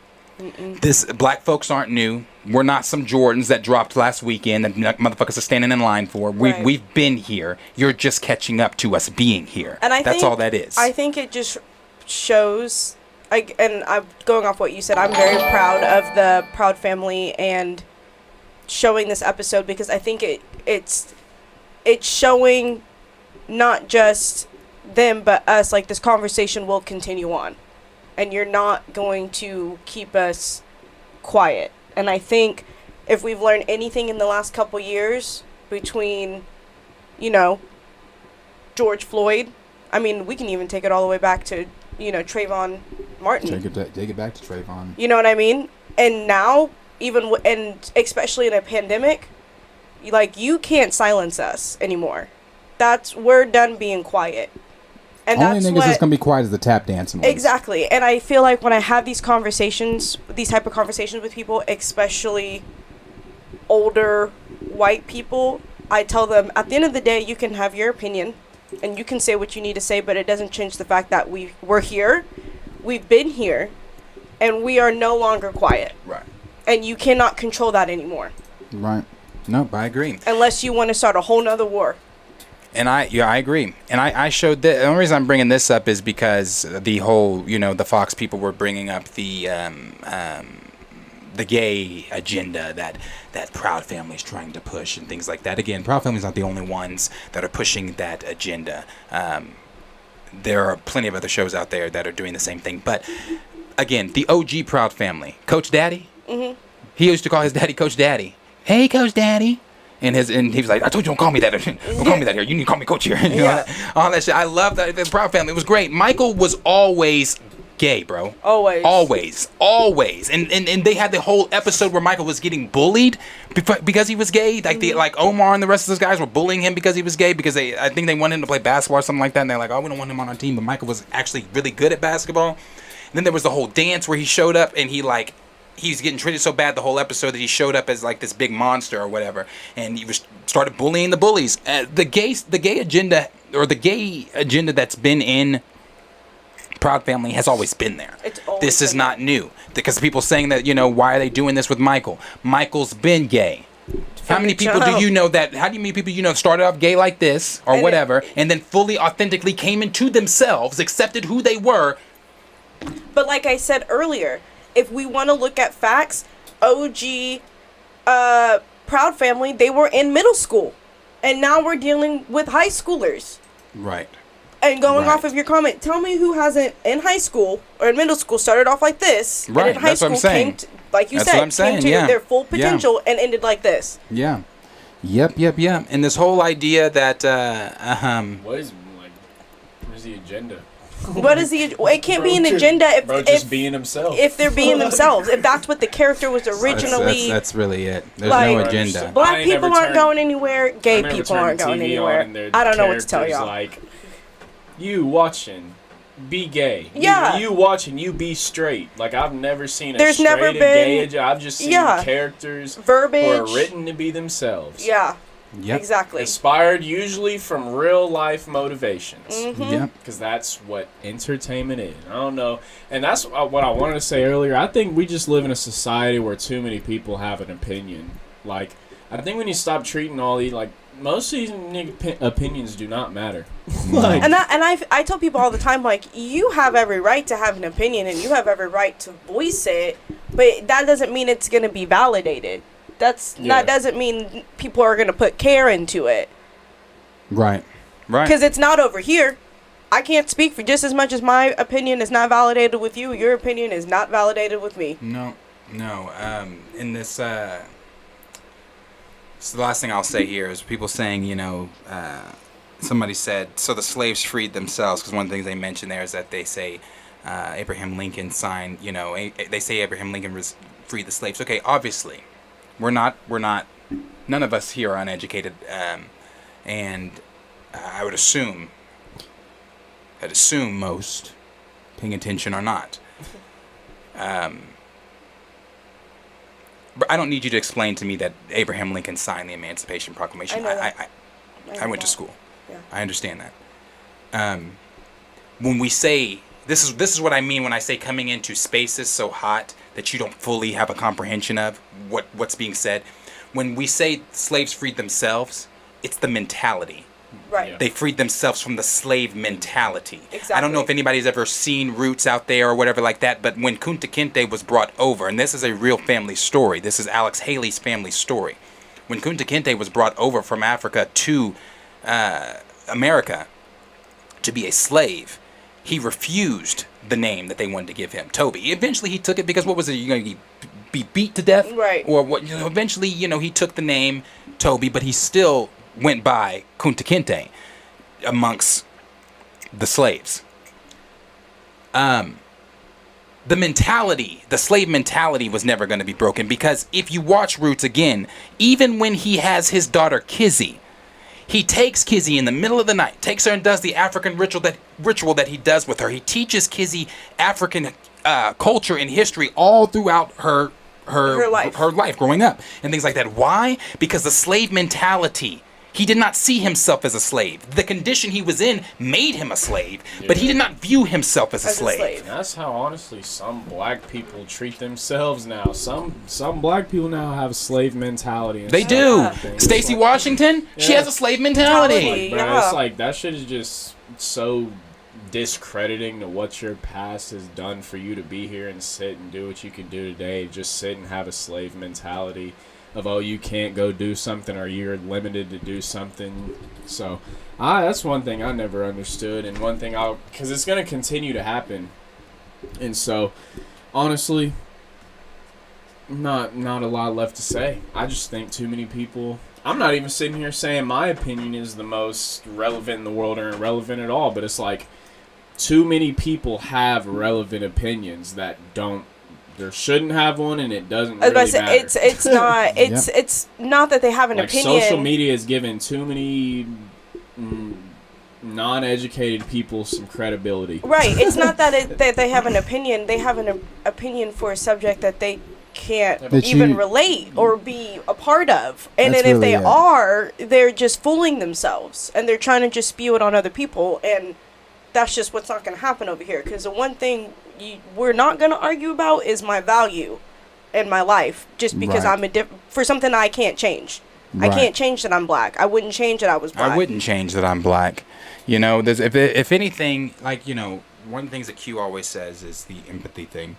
If anything, it is being able to look at the plight of another community and say, I mean, like the same thing that was being said in 2020. I'll never understand what it's like to be black, but I see you. I feel for you. I understand, you know, it's the empathy of having, it's that empathy. It's being able to understand that, no, you know, at the end of the day, I know a lot of people like to say, oh, if you cut me, you cut somebody white, you'll bleed red, I'll bleed red, we're the same. Reality is we're not. Yeah. Now, of course, if I cut you and you cut me, of course we're going to bleed red. That's, you know, I have the same organs and you know, all that same stuff. But the reality is we do live in two completely different worlds. Two completely different worlds. We are not the same. I think that it's going to take the conversations of the empathy conversations to be able to look at another community and look to yourself and say, you know, I don't get it, but I'm going to try to understand it. Right. I don't get it, but I still stand with you. You know, things like that. You know, I will never look at a community and deem what they find empowering for them and say, nah, be damned. Fuck that. No, that's not, you know, yeah. I will never look at a community and say what you are passionate about is not deep enough. Yeah. I'll never do that. And the fact that somebody can look at a community and say that, it's baffling to me. But I did want to come on and I did want to say some of the things that we all talked about today as far as this Proud Family stuff goes, because again, our history is not something that you can shrink down to 28 days. Our history is not something that you can bury or display whenever it fits your agenda. Our history is not something that should make you feel comfortable or should make you feel okay. Our history doesn't make me feel comfortable or okay. So, you know, as far as like the treatment of our people. Sorry, go ahead. No, go ahead. I just think I wish people would look at it as, if you're uncomfortable with our history, then help us find a way to be comfortable in our future. Yeah, that too. So that these conversations can be shifted and be that different. Too. Yeah. You're focusing on the wrong thing. It's supposed to make you uncomfortable so we can not get used to this feeling. My parents always say, don't ever get comfortable with being comfortable. And if you're uncomfortable, that's probably a sign that you're not supposed to be in that area or in that feeling or in that space. Yeah. And if you're not able to do all that, I would just think, why? Why am I uncomfortable? Where does this stem? Something I've been taught, maybe. Here's the thing. As a human being, sometimes you just got to look yourself in the mirror and tell yourself, maybe I was wrong. Ain't nothing wrong with that. I might have to just take this L. Even me, one day coming, sitting here in front of this mic, you know what, y'all? I was wrong. Ain't nothing wrong with that. But it's like too many people got too much pride and they believe in their own opinion too much to where they will stand on their opinion until it kills them. Yeah. And so I just think if something makes you uncomfortable, instead of standing on something that doesn't make you feel right, I would just educate yourself. Try to be educated by someone. Yeah. And that's the only thing you can really do. Yeah. Me, I learned a lot just by listening. I don't even be talking no more. I just... And that's really the thing. Maybe a lot of people do need to shut the fuck up and start listening. Shut your mouth and start listening. And again, I mean, one of the last things I'm seriously saying here is, again, you're not convincing me that your family is sitting down watching The Proud Family. Yeah. You're just not convincing me of that. You're not convincing me that on your Friday night after a long week of work and you gathered Billy and Susie and you guys sat down on the couch with Sharon. I didn't think you walked in Billy's room and he was watching The Proud Family. Yeah. You grabbed your children Little and Sally's you not grabbed bringing you the Sharon and y'all sat tablet. down on the couch and y'all said to yourselves, you know what, we're gonna get into The Proud Family this evening, guys.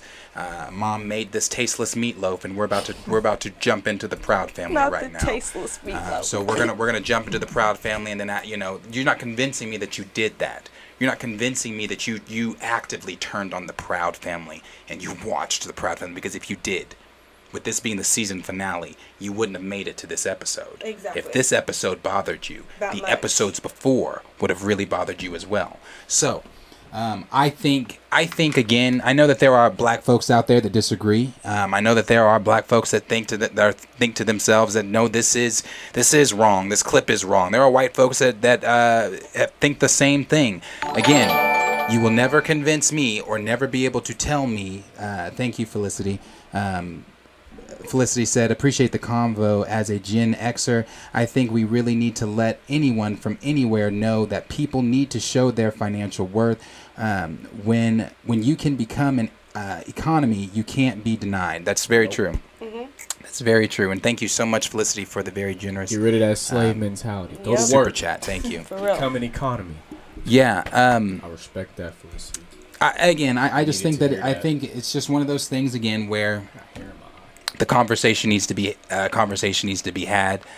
There's nothing wrong. I'm going to continue to say it. There's nothing wrong with that Proud Family clip. There's nothing wrong with that Proud Family clip. It just simply goes against your agenda, and it's simply something that you cannot control the narrative that's being spoken. So then it shakes supremacists to their core. To the core. So yeah, I do appreciate everyone that has stuck around and had something to say. We'll touch on some of those there if you guys want to touch on some of those topics or some of those things that people are saying. Obviously, it's not going to let us go all the way up, but we can touch on some of the things that people are saying there. Spoiler King said, if history is all comfortable, warm, and fuzzy, then you aren't learning real history. Right. That's true. That's true. Then you are not learning history. B. Smith said, many people should read Litchfield's Crucial Conversations. It will help approaching the conversation. Yeah. Which, sorry, to go off on that, there were some comments that were made by people, by white moms and white parents that were like, who loved the episode and thought this would be a great episode to show my kids to just enter that conversation. And see, I'm glad you brought that up because it's not all white folks. Yeah, it's not just all like it ain't all black folks. Hey kids, bell work.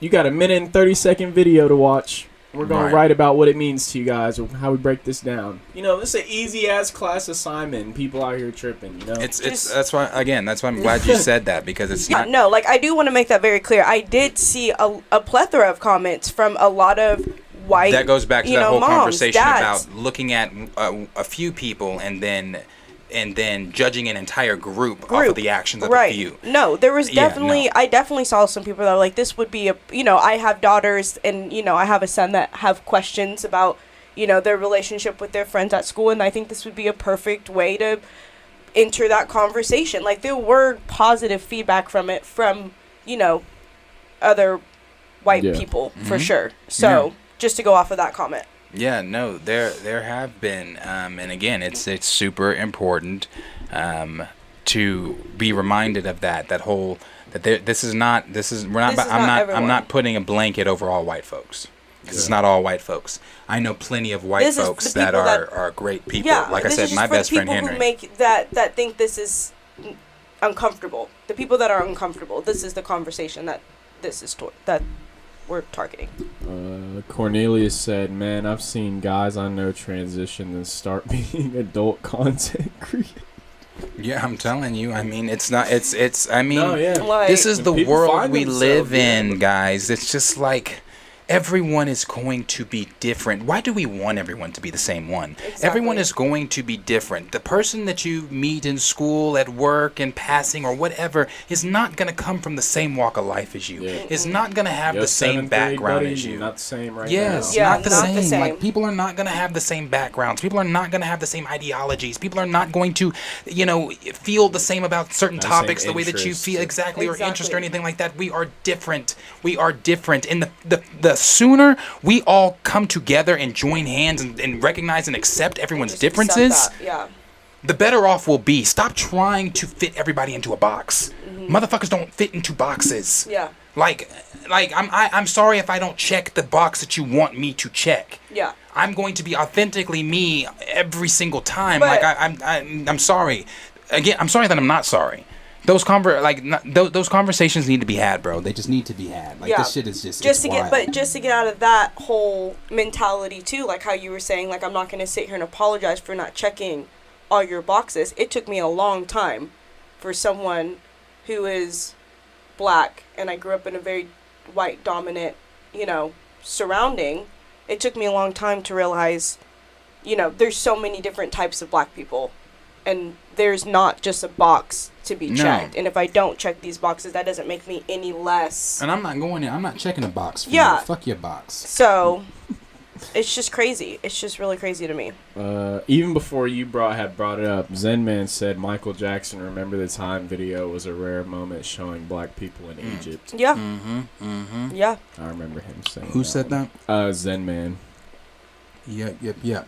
Remember the Time was definitely a thing. Ant-Man said today in 2023, Disney is taking this as a huge step backwards. Yeah. Not the Proud Family video, just like showing all the old Disney clips and stuff, and just they don't do stuff like that. No, I have talked about that many times to where the some of the things we consume, even movies like Poetic Justice, Boys in the Hood, we don't see films like that anymore. And I'm not sitting here saying like, is Boys in the Hood representation? It's representation to an extent. It's representation to our reality, to a lot of our realities that people that did grow up in projects or hoods or things like that. Yes, but it still shows us as what it portrays us as. But those films like that don't happen anymore. We don't have films. Not just films, TV shows, those conversations like Smart Guy. When we talk, I was having this conversation with a few friends of mine the other day about black TV dads that stand out, and I brought up Floyd, which is TJ's father on Smart Guy. Floyd Henderson is one of the best black dads, bro. When it comes to sitcoms from that time, he was one of the best black dads. He was a single black dad, and it was like the lessons he instilled in them. Yeah. He wasn't They don't make shows like that. He wasn't the typical thug dad or the disappearing dad. Or he didn't leave and go get milk and not come fucking back. Yeah, he was there the whole fucking time. He supported his family. He reminded me a lot of my dad. Hates Chris had me. Yeah, and then Terry Crews and Everybody Hates Chris. I mean, there's a plethora. There's so plethora. many. Yeah. Where was I?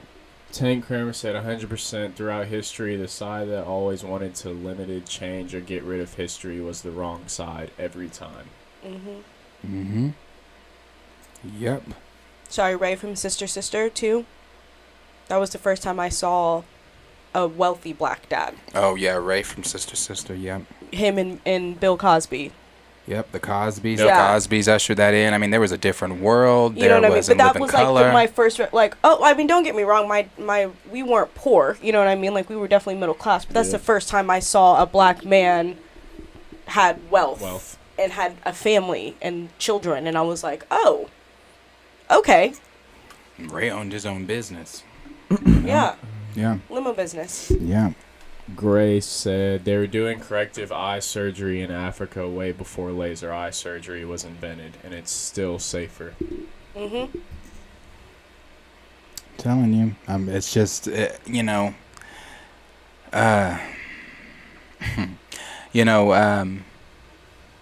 not the video. There's two very big videos I'm currently working on. There's the BP video that I plan to have out before the end of this month. There's that one that dives into the importance, obviously, of the character, the inception of the character, etc., etc. But then there's another video that I'm not going to put on this channel because it doesn't fit, it doesn't go with the things that we discuss. But Henry and I've done, I'm not going to show it, but I will show this really quick. Henry and I did this back in 2020, I want to say, but I want to redo it because I can do it so much better than that. This was my first time really doing something like this, so I was extremely nervous. And on top of me being extremely nervous, I was overthinking things. I guess that comes with the nervousness, and things like that.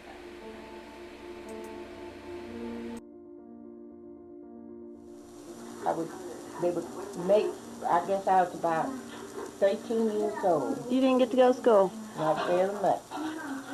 Not very much. Well, back in 1930, right? Or no, 1920. What schools would there have been? Because little black children couldn't go to school with the white children, could they? Okay. No, I wasn't born in 20. Maybe 21. I was born in 22. 22. But it was, oh Lord, no, huh? We couldn't even go on the campus of white. Right. When the white children would go to school, they had a school bus, and we had to walk about. I mean, the snow was on the ground about 5 miles. It was a separate little black school then. Yes. A little one room school. And you didn't get to go very often because you were working? Yes, I was working. And I was working for all day long. They didn't. Now, on the pair of shoes, I would get the one pair. And I remember getting a black pair of tennies. Mm-hmm. Okay. Those tennies was too little, and my feet always, my toes was just like this. And those tennis shoes. Hello, everyone. My name is Darius Henderson. Like many from Oklahoma, I was born and raised here, where I attended grades K through 12. We were taught the basics, and being from Oklahoma, learned about events and individuals such as the Oklahoma Land Rush of 1889, the 1863 Civil War Battle of Honey Springs, Oklahoma legends such as Olympic gold medalist Jim Thorpe, or film actor Will Rogers, who definitely all left their marks on the state. However, today we're going to take a look into a widely unknown and flossed over part of Oklahoma's black history, when my ancestors and thousands of other blacks were slaves, not of the whites, but of the Native Americans. In school, we were taught that in 1830, the United States government robbed and removed the 5 civilized tribes of their homelands in the South, forcing them on what is known as the Trail of Tears. We weren't taught about the thousands of blacks the tribes brought with them as their slaves. By 1830, through wars and treaties, the 5 tribes had lost most of their homelands, then ordered to move west to Oklahoma. Nearly 15,000 Choctaws, together with an estimated 1,000 slaves, made the move to what would now be called Indian Territory. Early on in the year, I took a personal journey, wanting to know more about my family's history. What I found on my immediate family was astounding, but what I discovered overall is something I can only describe as historic. And a letter obtained from the University of Oklahoma shows the words of my 5th great-grandfather, Adam Burris. Grandpa Adam was born in 1820 Indian Territory, Mississippi, and brought over by the Choctaws on the trail. In the letter dated in 1880, Adam is writing to his daughter, my 4th great-aunt, Suki Burris, and his former master, Chief Peter Pitchlin, where he is pleading with Suki to come home from Washington, where their former master had taken her at one point in time. He states that they have their own homes and plenty of cattle and hogs to spare if she would just come home. He then directs his frustration towards their former master, saying, "I think you have treated me very wrongly in not sending my daughter back, for you promised to send her back to me." Many of my ancestors were owned by the Choctaw Principal Chief Peter Pitchlin and his family. During the Oklahoma Land Rush in 1889, Congress had given away much of the land confiscated from the tribes who supported the South in the war. Shortly after, Congress took title of the land the tribes still held and sent in the Dawes Commission to split up and allot the land to the individual Native Americans and freedmen who were members of the tribes. At mass gatherings, the freedmen were interviewed to prove their legitimacy. Some freedmen, such as my fourth great-grandfather, Ben Pitchlin Burris, had no problem proving their legitimacy. He was the coachman to Chief Peter Pitchlin and about 60 years old during his enrollment in 1899. He enrolled his wife, my grandmother, Lucy Pitchlin, slave of Calvin Howe, and his 4 grandchildren, 3 of which belonged to his deceased son, King Pitchlin. My third great-grandparents were owned by Thomas Pitchlin, one of Peter's brothers. Their names were Andrew and Annie Littlejohn. My grandfather Andrew was a state man and considered a non-citizen, but had access to land through my grandmother Annie and their 8 children. Annie received $130 and 120 acres of land. Before marrying Andrew, Grandma Annie was married to Ben Warner. She and Ben had Jenny and Charlie Warner, who both had kids and spouses of their own enrolled on different cards. After connecting the enrollment cards, I realized that that card connected to another and that one to another, continuing the connections through marriages and children.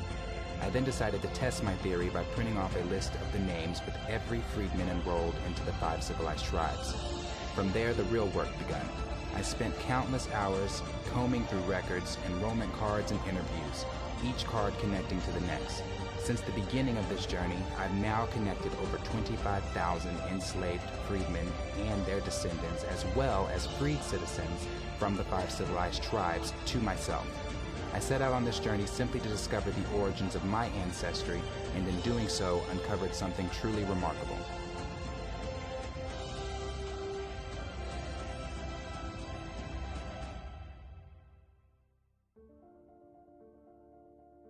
Chicken nuts is good. We eat hickory nuts all day. All right. Time come to pick cotton. We better bring in 50 pounds. We wasn't in the older than 11 and 12 years old then. We better have bring in 50 pounds of cotton. Or we would get a whipping. For more information, we took a trip down to Park Hill, Oklahoma to visit the mural home, where I have personal connection. Okay, the only reason I even showed any of that is because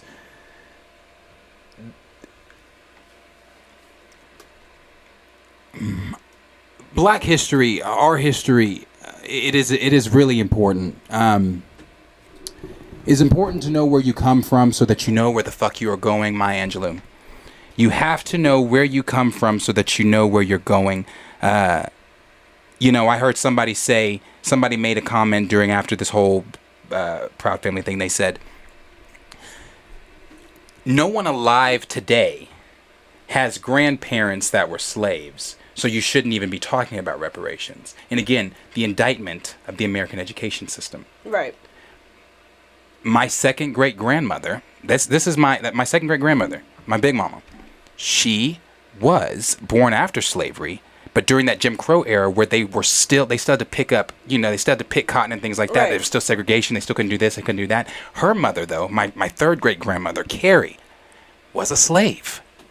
So to say that people alive today have no ties or really any connections to is ridiculous. Got that video with Cameron Boyce and his grandma alive. His grandmother, exactly. Like slavery was not that long ago. ago. Classmates had to have been alive as this well. was not exactly. Jerry Jones is alive, the Cowboys owner. And exactly. They just came out with that picture of him at the little. They're yes, ignorant. Yes, ignorance is bliss. And like I said, so I'm gonna redo this video. Henry and I are gonna redo this video to where I'm going to go because this building here is the only plantation in Oklahoma that still stands. This is a plantation that my cousins were on.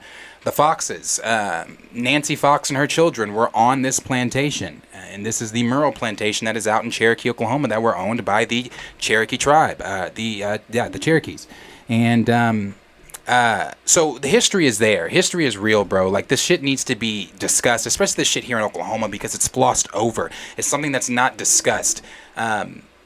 And like I said, 1,000 something slaves came over on the Trail of Tears with the Native Americans and were told that, this is your new home. This is what you have to do. This, X, Y, and Z.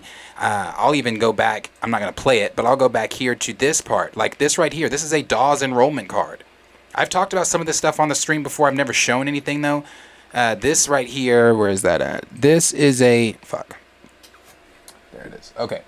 This is a Dawes enrollment card, and a Dawes enrollment card is what every slave was given at the end of slavery in Oklahoma by the Dawes Commission. The Dawes Commission came down here, and they were like, they talked to the 5 civilized tribes, and they said, yeah, we won the war. You need to let your slaves go. Yeah.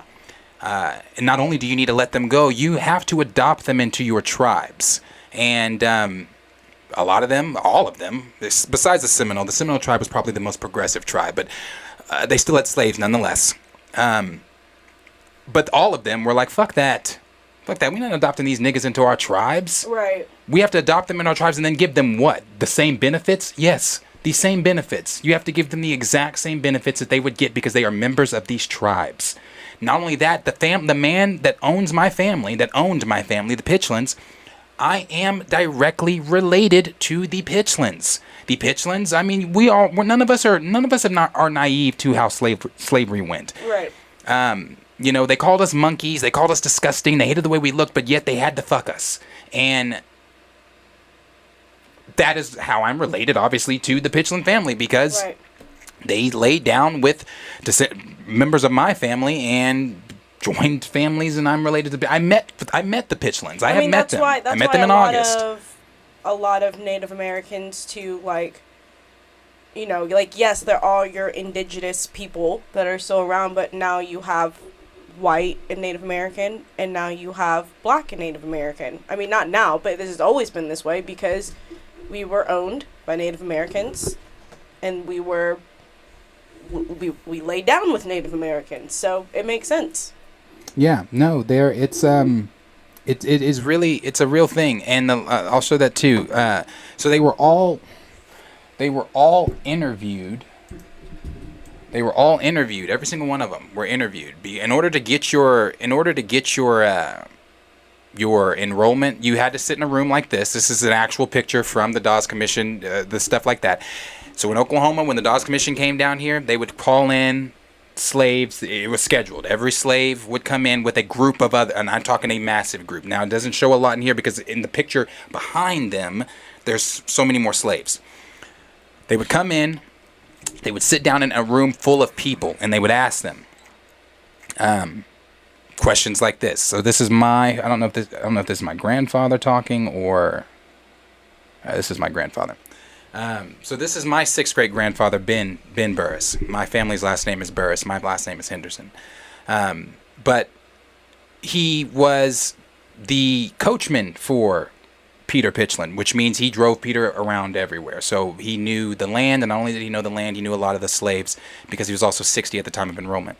So they asked him, and these are typically how every interview went. Every interview went like this. Some of them knew their age, some of them didn't know their age. Some of them knew who their parents were, some of them didn't know who their parents were. And if they didn't know questions like that, they would the Dawes Commission or the person asking the question would ask, does anybody in this room know who this boy's parents are? Does anybody in this room know who this girl's parents are? Does anybody in this room know how old she is or how old he is? Typically, people from around could answer, oh, that's so-and-so's baby, or oh, this person's X, Y, and Z years old, because again, it was a community. Everybody knew it. Everybody knew one another.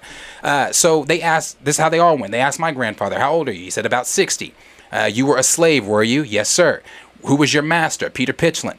Where were you turned loose? Right at Eagletown. Eagletown it's out there by Hugo, where my family is, my family was enslaved, and where my family stayed, and where my family is from. Then it goes on and says, what is your wife's name? Lucy Pitchland. She was, and who was she a slave of? Calvin Howe. The Howes were very good, not just very good friends with the Pitchlands. The Howes married into the Pitchland family, so therefore they shared slaves. Well, they didn't share slaves, but their plantations weren't far from one another. And it says, is she alive now? Yes, sir. Have you any children? Yes, sir. But they are all married. I have grandchildren living with me, and I have some other grandchildren that are my sons, and he is dead. What is his name? King Pitchland. What is your King is your son? It says, yes. Have you the children? I am right there by them and have charge of them. So I'm assuming when he says that, they must have been standing next to him. Then it says, then he says they are living with their mother. The question says, are they living with their mother? Aren't they? He says, yes. And then Ben says, There's another woman living with me who is full-blooded Choctaw, and yeah, she's not related to us though. So, this again, the history, the things that went on, like this shit is all real, bro. I said I shared that just to say because I'm working on another version of this, a much better version of this that I will share. I doubt I will get it out before Black History Month, but as I said, it doesn't matter because our history can't be reduced to 28 days. It doesn't matter if I put it out in March, April. It doesn't matter if I put it out in December. Black history is American history, so I will make sure that I get that out. And I am working on it. Henry and I are going to go out to Hugo. I've never been to my family's plantation. I've never been to my family's plantation. It does not stand anymore, but the wall still stands. And there are some like little buildings that are obviously been affected through time and the war and things like that are kind of falling apart, but it's still there. So I'm gonna go there, and I'm gonna do the whole video from there, and I'm gonna get this video out because why am I trying to do this? Because like I mentioned, my grandmother, not just my third great grandmother, my fourth great grandmother as well. They were all given, because she was alive during the ending of enrollment too. They were all given land. His grandmother was given land. My grandmother was given land. If we ever figure out if you're connected to this tree, I'm sure your grandmother also given land. That is our land, bro. Like, I don't know. There's no other way for me to put that. Like, whoever's there right now, legally, that's my family's land. Like, if there's a business or something there, legally, bro, you gotta bounce. You gotta go. Legally, that's my shit. Yeah. Your shit's on my shit. Like, so when we talk reparations, when we talk things that we're owed, reparations is something that you are repairing. You are repairing something that you fucking damaged, something that you broke. Reparations should be given back to all of us. Yeah. It's not just giving away though, like for the people who think reparations or we don't owe you nothing. Right. It's not just giving away. Oh yeah, that was like shit is literally in the word. You are repairing the damage that has been done. Right.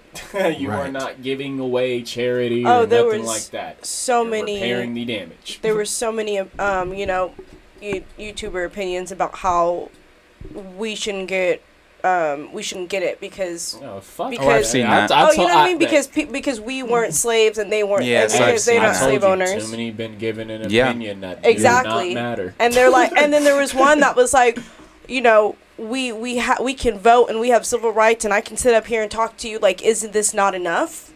And I'm like, no, this doesn't even scratch the surface. That's funny that somebody said, "Is this not enough?" That's that tap dance and shit. You should no, like it's not enough. It doesn't even scratch the surface, sweetheart. Yeah, whatsoever. no. We're all owed that, man. We are all owed the reparations, regardless of if I was a slave or not. My family was, and the point of reparations is, you are giving us something that was stolen from us. Because my family were slaves, we never got to see the potential of what this family could have been outside of slavery. And due to you making us slaves, you now need to pay us for the time stolen from us so that we can see if our people can be slaves or can be great. Right. Like what? What? I don't understand. Again, feel how you want to feel. Exactly. But for me and my house, I want run me my shit. Yeah. Someone told my family I was supposed to get 40 acres and a mule, so somehow I'm gonna get 40 acres and a mule. I agree with Dejanay. Bump that. Keep the mule. Just give me my shit. Yeah. You can keep the Give mule. me my shit. So my shit. Yeah, bro. Whatever I'm worth, you know. Yeah, bro. Like no. So it's sorry to deviate on that, but I wanted to show that because it's like this is real, bro. It is real. It's all real and the fact shit. that people are just so comfortable making it not and try to make it either more or less than what it is. It's just mind blowing. This is disgusting. This is what I said at the end. This is what I said at the very end. If you read the comments, you can take it off. It's incredible to know that through our enslaved ancestors here in Oklahoma, we're all connected. Before I began this journey, I was completely oblivious to this chapter in history. This is Oklahoma history. Our ancestors helped to shape this state and deserve their place in history to be heard.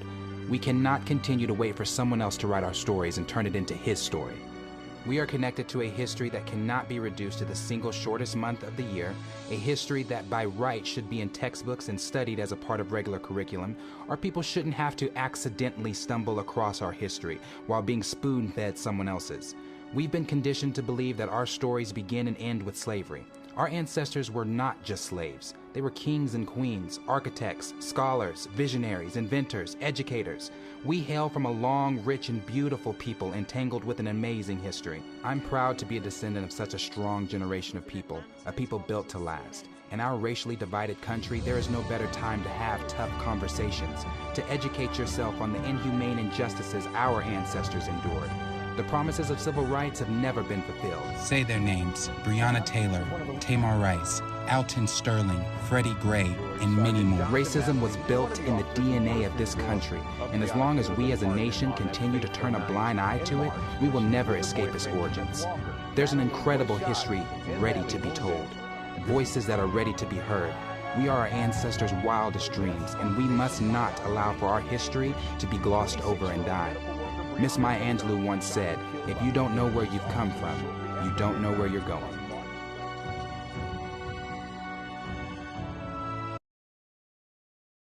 So yeah, I'm be coming out with something better than that, but I'm glad I said that at the end too, just to kind of show that this is not new for me. This has always been my train of thought. Like, I've always been. If I would have been alive during Malcolm X, Dr. King's time, I definitely would have been standing with X. Not to say that I don't, adore and love Dr. King. Yeah. But I would have been one of them radical niggas. Yeah. I'd have been one of them ones that's like, let's burn this shit to the ground. Yeah, I'm gonna be proactive. Yeah.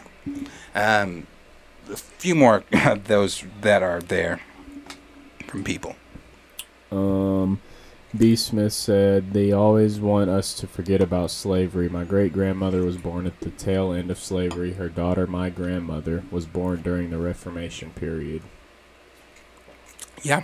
Yeah, a lot of our my dad was, ancestors. Moved to Norman when it became a sundown town. Oh yeah, you know my what mom, I mean? my family, my mother, my grandmother, when they moved here, we were the third black family to live in Norman. Yeah. The third black family. There were only two other black families before my mom and her siblings moved here, and my mom has talked about that, and she's talked about what it was like growing up in Norman at that time when it was still a sundown town. Yeah. Which meant if you weren't inside by the time the sun went down, some shit could have gone down with you. Yeah. You are done. Yeah, bro. And my mother. And nobody was accountable. That's my mother. That's my mother. Yeah. My mother. Okay? My mama ain't old. That's my mother, bro. Right. That's my mom. That's like, they went through that shit. So when people say, "Oh, let it go," it was that long ago. My mama. My dad, though. Yeah, my dad was right there. So, and it's not like he's just old. Yeah. Paula said, I've heard different actors and musicians lately mention how positive black representation has been stifled since the 90s, and it's intentional. We need to help educate our younger family members, and it's not easy, believe me, but keep trying. Yep. I agree. Raymond said, we don't have artists like MJ, Prince, or Marvin, Aretha, and others who use their art to speak to the times. Rappers too, where's the sign of the times, the what's going on, and other conscious songs? Yep. Chillmonger said, how much percent is completed? I'm guessing on the Black Panther video. Chill, are you talking about the Black Panther video, or are you talking about the... and then he said, how long will the video be? Which video are you talking about, Chill? BP or the one I'm doing on the injustices done here in Oklahoma? BP. BP, bro, I don't know how long it's going to be. I can't give a timestamp just yet because I haven't sat down and recorded my voice because I'm still writing everything. I think I've got a little bit more ways to go on it because it's in depth. And it's probably going to be about, I want to keep it under 45, but Henry thinks it's probably going to be about an hour. So it might be about an hour long. Of course, I will give you a preview screening. Raymond said, "Praise Jack, Black Jesus Saint, who we cussing out today. That's another reason why they tried to destroy him. Michael was the first major artist to make a love song about an African woman and Liberian girl." Oh, yeah. Yep. Mm-hmm. Yep. Songs like "They Don't Care About Us" and "We've Had Enough" were way before our time, talking about police brutality and what we have to go. I've been first time I seen that "They Don't Care About Us" video, I said this shit will never go away. Yeah. This shit right here is a bookmark for sure.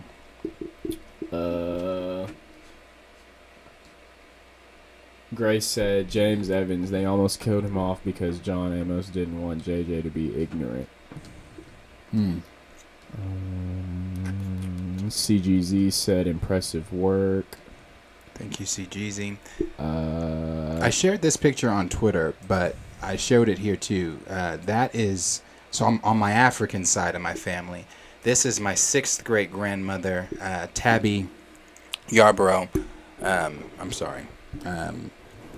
Tabby, my grandmother Tabby, my 6th great grandmother Tabby. She was born in Atlanta, but her mother was born in Nigeria, bought and sold on the transatlantic slave trade and brought over here to Atlanta and, to where she eventually gave birth to my 6th great grandmother Tabby. My 6th great grandmother Tabby, this baby she's holding, is Albert DeVrux. The DeVruxes were the families that owned my family. That side of my family, my dad's side of the family. Okay. This child, she was gifted to at this moment. So this picture here is a postcard picture. The DeVruxes had money. Right. They had money. Money. They were very rich plantation owners. This is a postcard picture that was sent out to the family, or to the rest of the DeVrux family after Albert was born. It just also stating on the postcard that my grandmother Tabby is his mammy, and not only is that his mammy, she was gifted to him so that when he got old enough, he didn't get to, because slavery was abolished by that time, but he was in his teenage years still, he was like 10. So he did he was hers. Yeah. Like she had to do what Albert told her to do. Anyway, she was only worth in their eyes, she was only worth $300. She was sold for $300, and I have her bill of sale and all that stuff. She was sold for $300, along with her husband was sold for $2. My grandfather Scott, and their children were sold along with them. It's just history, bro. It's just interesting. It's an interesting thing, and I adore the fact that I do know my fucking history. I adore the fact that I know where because you'll never be able to tell me anything different at this point. Yeah, you'll never be able to tell me I don't know where the fuck I come from, or trick me or bamboozle me into talking tap dancing for y'all. Like, that's not gonna happen. It'll never happen. Who's next on their queue? Cornelius said it has been stifled. Look at how there's 0 black sitcoms anymore, and when there were tons in the late 90s and early 2000s. Exactly. And then D. Stiesel replied to him saying, most definitely up until the 2000s. From my perspective, that was the cutoff point for good black representation in general. Yep. Agree. I feel like we definitely have sitcoms like now, like Blackish. Gray said, Grownish. now Power got 3 shows, Tyler Perry, BS shows, all negative black stereotypes. That's true. Which is true. I mean, yeah. Paula then said, it's sad because if young people see anything positive, it's snuffed out. Cough, love, craft country, Black Panther, cough, because then our children will strive to be more. Certain people can't take it, but we will persevere. It might take longer, but it still happens. And who said that? I'm sorry. Paula. Paula said that. All right. And the same thing, Paul, I'm glad you said that. Derek Bozeman, when we watched the interview of Derek Bozeman talking about his, obviously talking about Wakanda Forever and talking about Chad and things like that, he talked about his nephew. And his nephew, the whole time after seeing the first BP film, Derek, this is Derek's words, not mine, said he didn't want to be the Black Panther. He didn't want to be a superhero. He wanted to be a scientist. Mm-hmm. He wanted to, he saw all these black scientists. He's like, I'm black. Yeah, I can do that. I want to do that. And that's very true, like Paula said there. Like then our children will strive to be more, because if they show things like that, it shows that our children want to be more. Our children can be more than just a lot of children grow up wanting to be. I grew up wanting to be a basketball player. Yeah, that was some form of athlete. Oh, I knew. You couldn't tell me differently. Especially at in my elementary age, you couldn't tell me I wasn't gonna play with Kobe Bryant in the NBA. You couldn't tell me that. And most black kids have that dream. You don't hear a lot of black kids saying, I want to be a scientist. I want to be a professor. I want to be a go doctor. to NASA. I want to be a lawyer. be an astronaut or something like that. You just don't. I want to be an architect. Because it's not something that is seen as obtainable within our community. So very well said, Paula. Spoiler King said, super powerful, meaningful content. I cannot wait to see both videos. Well, I definitely appreciate it. Thank you so very much. I've pretty much got them all. Unless you see any I haven't touched. I've read them all pretty much, though. Let me see. Does anybody have anything that they want to say down below? Anything I missed? I might have missed a couple as I was just skimming through. Snyder said Stacy looked high as fuck. No, she did. She was like looking at it. She looked like she was reading something. Right. I swear that wasn't off the top of her head. That's funny. D. Stiesel said, I didn't mean 100% of entertainment. A few good projects do slip through the cracks here and there. Yeah, Tank Kramer said, the racists at home start from birth. Got to try to counter ASAP. All those three people in that assignment is America's history, but racists want to separate it. Right. Right.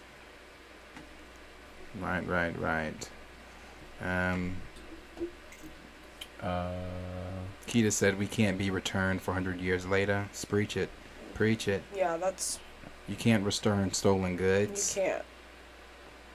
Chill said, sharing the clip actually got it exposure to the audience who weren't going to see it. They were hurting themselves. That's true, too. Yeah. Because I'm going to be honest with you. Had it not gotten shared, I wouldn't have known about it. Yeah. A Proud Family clip. I just haven't. Don't get me wrong. I love the original Proud Family. Boy, I've been busy. I just haven't. I Bro, that's just really it. You. Yeah. I haven't even started you. I haven't got to watch shit. I haven't I've even been watched busy shit as fuck, in so one episode of you. Yeah, I haven't even started you, and I want to watch you. I just haven't started. I haven't started it. To finish it because I have no time in my day. Like I dead ass. Yeah. Time. What did Kang say? Time. Time. I don't have that. I'm in the same boat as him and Scott. You and I have lost a lot. The same thing. That's time. Get this shit back. Yeah. So I don't have time. So had it not gotten shared, I wouldn't have seen it. So that's so true. So true. Johnny Washington said Disney had a lot of classic shows in the 90s. Gosh, this was a great era. Yeah. I mean, and like I said before, I feel like we've had certain sitcoms that have made its way, but nothing like what we used to. I mean, I personally love Blackish, and I personally love Grownish. I think those are really great representations of black families and black men and women and children and what they could be more of. You know what I mean? But other than that, I haven't really seen a good... No, there's nothing like that anymore. I mean, some could say All-American and things like that, but those shows, as good as they were, and as All-American is good, well, let me put it this way. Seasons 1 and 2 of All-American started good. Yeah, All-American started good. Exactly. Fucking political bullshit. Yeah. All-American started good. All-American is super cringy now. That's what I thought. This shit was based off a true story. Then the niggas started giving us like real life events from the day and shit. I'm like, whoa. Yeah, I was like, hold on, what? Wait, no. how did we get here? But they don't. Switched up the script. They don't make, in Living Color shows anymore. They don't make Different World or 227 or The Fresh Prince, The Cosby Show. Smart Guy, Sister, Half and Half, like half and half. Like, Girlfriends. I mean, the Parkers. They just they don't make TV shows that for blacks like that anymore. The Jamie Foxx show was another one I enjoyed. Hanging with Mr. Cooper was another one I enjoyed. Martin, the Fresh Prince, Wayne's Brothers. I mean, like there was just so many shows that spoke to us culturally, and like that you could relate to also. Like I could watch a random episode of the Wayans brothers and it's still somehow I feel like, bro, because you know that conversation, like how people say all black folks grew up the same, because we kind of all did. Yeah. Like, you know, if I show you a cup from my childhood, I'm like, we had that same cup. I had that same or if cup. I show you, you know, the same shit. Like we all. That's why it made some of those shows so enjoyable, because it was relatable, bro. We were able to watch a random episode that didn't have much to do with anything, but still see ourselves in that episode, still feel represented in that episode, and we don't have shit like that anymore. Right. Like, you know, when I was growing up, we had That's So Raven on Disney. We had Sister Sister, and they tackled the Proud Family. They tackled and touched on sensitive issues. They did. I of course I don't watch Disney Channel, so I can't speak to what's on Disney Channel today. I don't know what's on Nickelodeon today or anything like that. But shows just are not the same. Yeah. They're not the same, and it's quite sad. I think we get a lot of weird ass shows nowadays, but that's a whole different topic. Yeah, we do get weird shows. Professor Film Fan said it's sad and unfair that it's okay to be educated on history, but not black history. Right. Right. Let's see. Keita said black history is American history, and that's so damn true. That's as far as it'll let me go up here. D. Sizzle said Boondocks did that on the regular in a more in-your-face way. And yes, Boondocks did. And again, Q brought that up.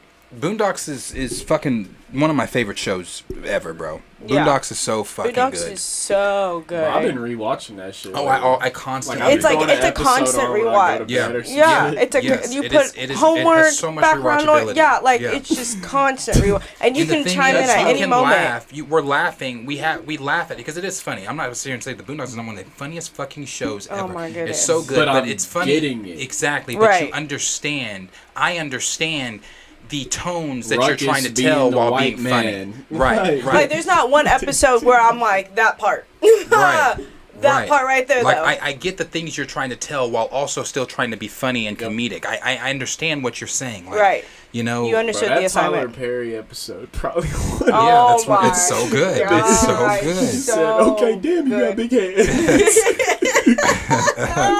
It's like I'm telling you, bro. It's fucking comedy. Oh my God. It's great. The Proud Family. Boondocks is great.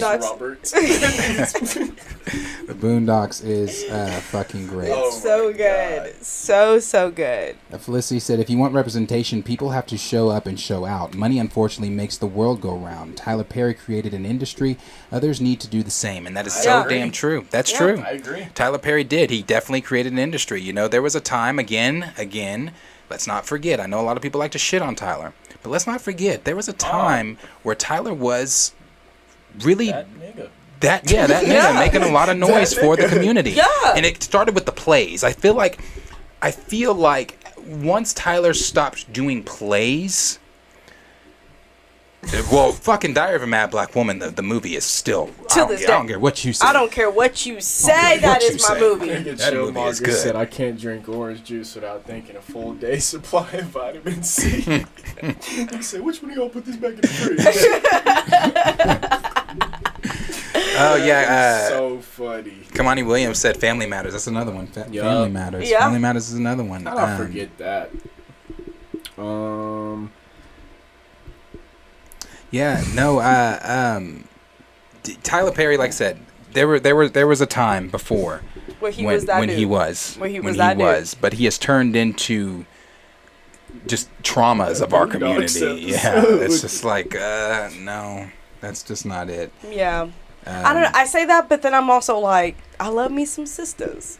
I love that show. Sisters. It's one of his new shows on BET Plus. Oh, see, I don't know. See, but that's what I'm saying. Like, I get it, but it's like, it's a group of 4 women, 4 black women. One's a lawyer. Like, they're all wealthy in their own way. Yes, it's drama, but I mean that's what you get in. It's a drama series. Yeah. I the last thing I saw from Tyler Perry, and I'm not exaggerating, what's that movie? What's the one with the woman where not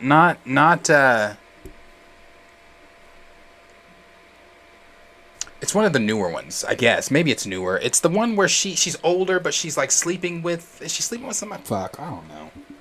I was like, you're losing me. But it's basically like a modern version of Girlfriends, but it's more drama than it is comedic. Mhm. Like it's not a sitcom like Girlfriends was, but it's the closest thing that we're gonna get. Right. Okay. Let me see if I can keep. Guys can keep reading. Let me see if I. What are they Those talking ones about at the in the bottom. comments? Those My- ones at the bottom. Died. Raymond said House of Pain was good. Sissa is good. House of Tyler Pain is good, and Perry- it's still going Yes, on. House of Pain was good. House And of it's Pain still was going good. on. Yeah. And Raymond also said Tyler Perry plays back in the day were awesome. Oh yes, those Oh, plays yeah. were great. Those plays were great. Official MG said Harlem on Amazon Prime is amazing black content with great black representation. That's the last one I've seen. A Fall from Grace. A Fall from Grace is the last one I saw by Tyler Perry. I have not seen a Tyler Bad Perry Seed film ENT. since. He said I'm 42 and I've never watched a play or movie from Tyler Perry. Oh, Really? them plays will change your life. I'm telling you tell you, the plays were great. The plays plays were were really great. good. The plays were really good. I enjoyed the plays that Tyler Perry. And don't get me wrong, there were movies that like Oh, Every Mad Class Black Reunion Woman is a classic till this Yeah, day. Class Reunion is great. Family Reunion, the film is and the play are both great. Tyler put out some bangers. He did. Tyler And put out some bangers. And D. Steezel said that he's not knocking Tyler's hustle, just not a fan of most of his projects. Oh, And yeah, that's no, what it is. that's for what it some is. people. Some people just aren't fans of yeah. That's what it is. It's just like some of the stuff that he does. It's like, okay, Tyler, damn, you like, brother, you own this. You own Tyler Perry. Is that what it is? Tyler Yeah. Perry Industries or whatever. Tyler Perry Production. Tyler Perry Productions. You own this shit, brother. Make some positive. Like, we don't always have to be seeing, showing the way that you like. It's cool, bro. You've done some films like that, but can we get some positive films too? Can Right. we? Like, you have that power, bro. You have a whole ass production studio. Make some shit My for Wife the and culture. Kids. My Wife and My Kids. Wife and Kids was yes, good. My Wife and Kids was great too. I love My Wife and Kids. Another good one. D. Sizzle said, "What's the film he did with Billy D. Williams years ago?" Again, if it's something new, I'm not sure. Yeah. Couldn't I'm tell not you. sure. Outside Last of A thing Fall I from seen of that Grace, nigga was in the Boondocks Dead Ass. if it's not A Fall from Grace, I'm not sure. And I barely even remember A Fall from Grace. The only thing I remember from A Fall from Grace was people making fun of it because when they were sitting in the diner eating, the extras that they had in the diner were eating like this. Officially MG said Tyler Perry colorist is. That's funny. That's funny. That's funny. Felicity said, I agree with these Steezel. That was just an example. Oh, doo-doo-doo. Yeah, Sean. Yeah, A Fall from Grace. That's the one I was talking about. Go ahead. I'm trying to find the one that I was reading. This one right here? No, she was just having a conversation with these Steezel. Raymond 2000 said the black church used to be a major part of the black community and uplifting it and helping it and being conscious and aware, but now it's a pool of drama, trauma, and stupidity. Mm-hmm. I'd agree with that too. He's talking about churches in general. Yeah. Actually, no. The black church. There is one. There is one. Because he said, "Can we talk about the black preachers who will demonize Beyonce and call her demonic?" but Oh, are I saw silent when a that. black I person saw is that slaughtered? video. I did see that video. Yeah. The pastor that was bitter because she didn't have enough people in her congregation. Let me put it this way: the pastor that was bitter because Beyonce had more in her crowd than she had in her Sunday morning crowd. Yeah. Is that what she was upset about? Yes. I saw that video.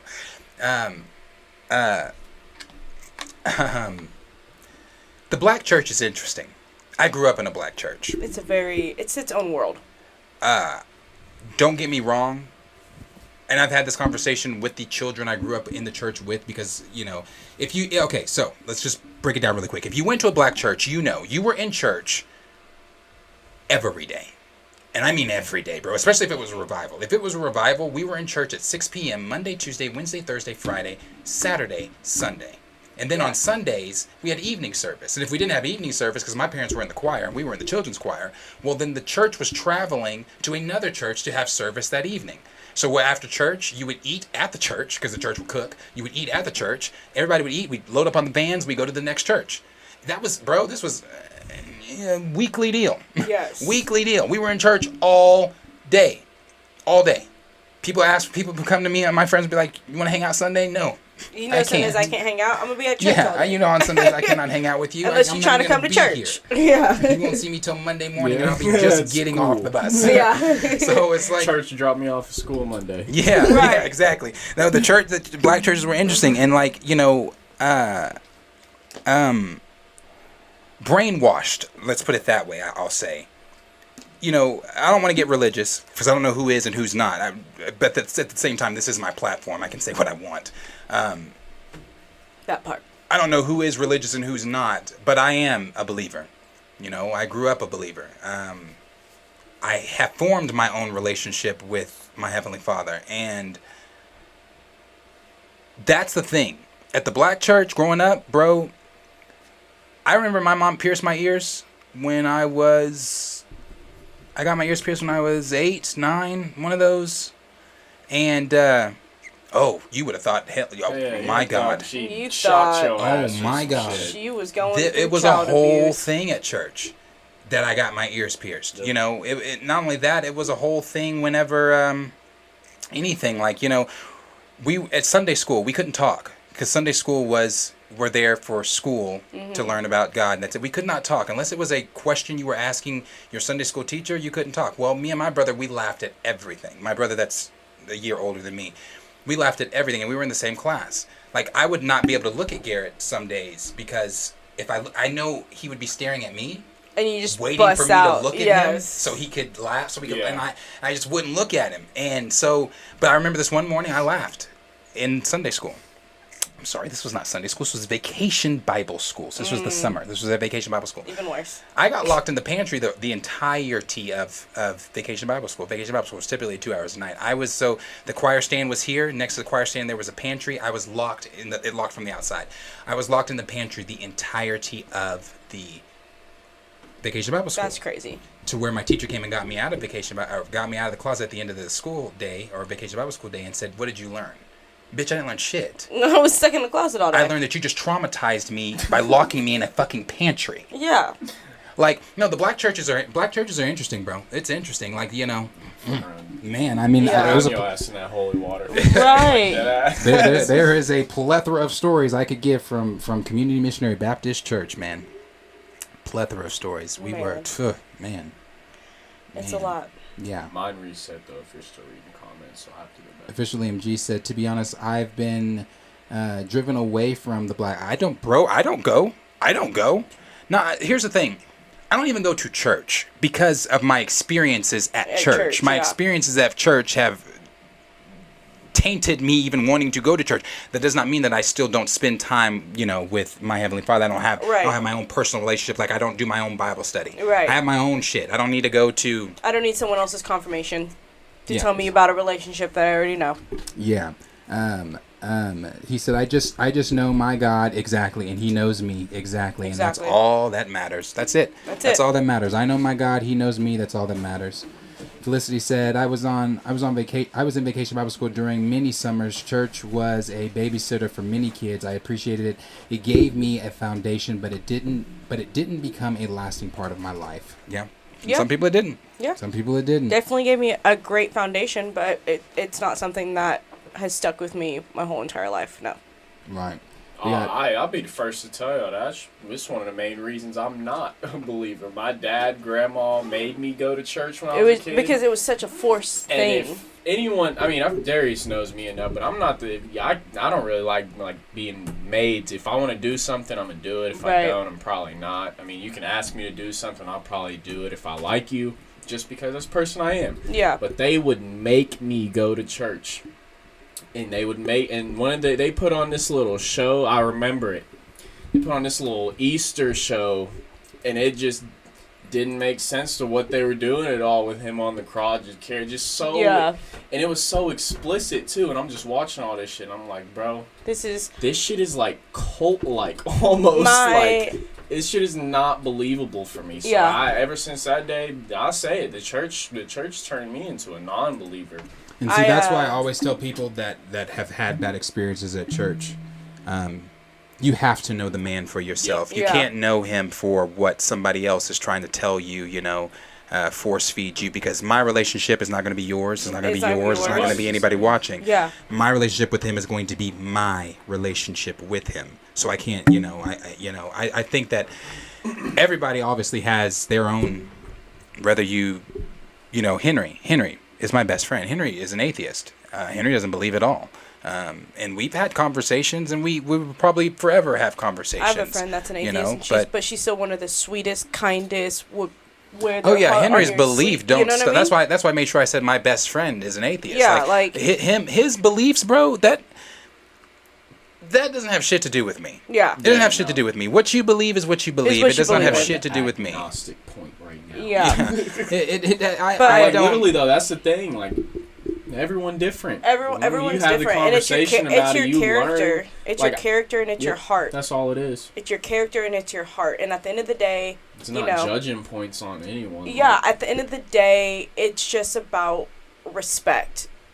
It's about respect and understanding that we are all human, or if you don't, we're all human. Yep. Right. And at the end of the day, we're just here to care for one another. One race. You know what I mean? And that's it. Human race. And that's it. That's it. That's it. That's really it. That is truly it. Yeah, I appreciate everybody again that hung out with us this evening. I seriously missed you guys. It's good being back. Appreciate it everyone's is. here. Look forward to being back again. I'm done with school, so you might see a little bit more of me. Yeah. Sorry, not sorry. I will. Ant-Man Thursday. Yeah, I'll likely be back. Maybe this evening for the Super Bowl trailers and things that are gonna drop. We'll probably do some of that stuff live. I'll do some of that stuff live with you guys. It just depends. Don't hold me to that. But I may be back here for that. Watch Rihanna. And if not, then I will of course be back tomorrow for our regularly scheduled live stream show. But you guys know me. You guys know the things that this channel pushes on, things that this channel does support, and obviously that conversation with the Proud Family is one that I was not just gonna let just slip by. I just wasn't gonna let that one slip by. I had to talk about it, regardless if it's something you believe in or not. It's something that I believe in, and I'm the one with the platform. You disagree? Make a platform and come at me. Which, speaking of, you can get the hell off. Right, I do want to take a moment and say thank you, Darius, for inviting me to have this conversation and taking the moment to kind of stir away from your normal content to speak on this, because you are a Black content creator, so you should be able to feel freely to talk about it. And thank you for not, holding back on it. Oh yeah, well I definitely appreciate you, and no, you guys know me. I will never conform. I'll never conform to the world and whatever everybody else wants me to be. The day y'all see Darius as a tap dancing monkey, that is not Darius. I promise they cloned that. They cloned that nigga. They got that nigga locked up. We need all hands on deck. All hands on deck. That is the last, and I'll die before that shit. I swear. They told me Darius had to be a tap dancing monkey. You're gonna die. I tell him, give me the gun. I'm gonna hunt him. I'm gonna be like, that's not the real Darius, and I'm gonna go find him. No. Because what? No, not me at all. But like I said, appreciate everybody being here. Probably be back this evening. If not, then it will be on Monday, and Monday will be regular show. So we definitely do have things to talk about, Marvel related. Monday. We have some things that are DC related on Monday and things like that. So we definitely have some things to talk about. Again, appreciate all of you guys. The trailers this tonight. I can't wait for that shit either. So again, I may be back for that. Or not sure. But if not, then we'll kind of touch on them on Monday. But again, appreciate all of you guys being here. Let me put that on me. Oh, there it is. Appreciate all you guys being here. From everybody that's engaged in the chat, and I hope that this was helpful for some. If it wasn't helpful, maybe rewatch it. Maybe it'll become helpful then. I don't really know. But appreciate all of you guys being here. And for the giveaway stuff, that stuff should be on its way to you. You'll be getting that very soon. And if you're new here, or I don't know who all is in here, who wasn't in here, but if you're new here and you would like to subscribe, if you haven't subscribed, maybe this wasn't the stream that was going to make you subscribe. This wasn't the stream to make you subscribe. But if you would like to subscribe, you can do so. You can hit that subscription button for weekly content, daily content, rather, of the various different things that we discuss. We are not a political channel, but I will get political when necessary. So you guys are, again, more than welcome to like, subscribe, and also, I didn't say it, but if you want to join, the Discord link is down below in the bio. You can join the Discord. There's a vast amount of conversations that take place within the Discord from DC, anime, Star Wars, Marvel, etc. And it's also the easiest way for me to get in contact with you when we do giveaways, so that I can get your mailing information, etc., etc. So if you would like to do that, you can do so down below. But again, as I always say, like, subscribe, share this video with your friends. Make sure that you are always authentically, unapologetically black, no matter what people are telling you, no matter what people try to make you conform to. We are black and proud, not for 28 days, but for 365 days around the year. You cannot change our blackness. It doesn't happen. So make sure that you stay authentically black. Like, subscribe, share this video with your friends. I will see you guys either later or Monday in the next video. Peace out. You guys enjoy your day. Cake.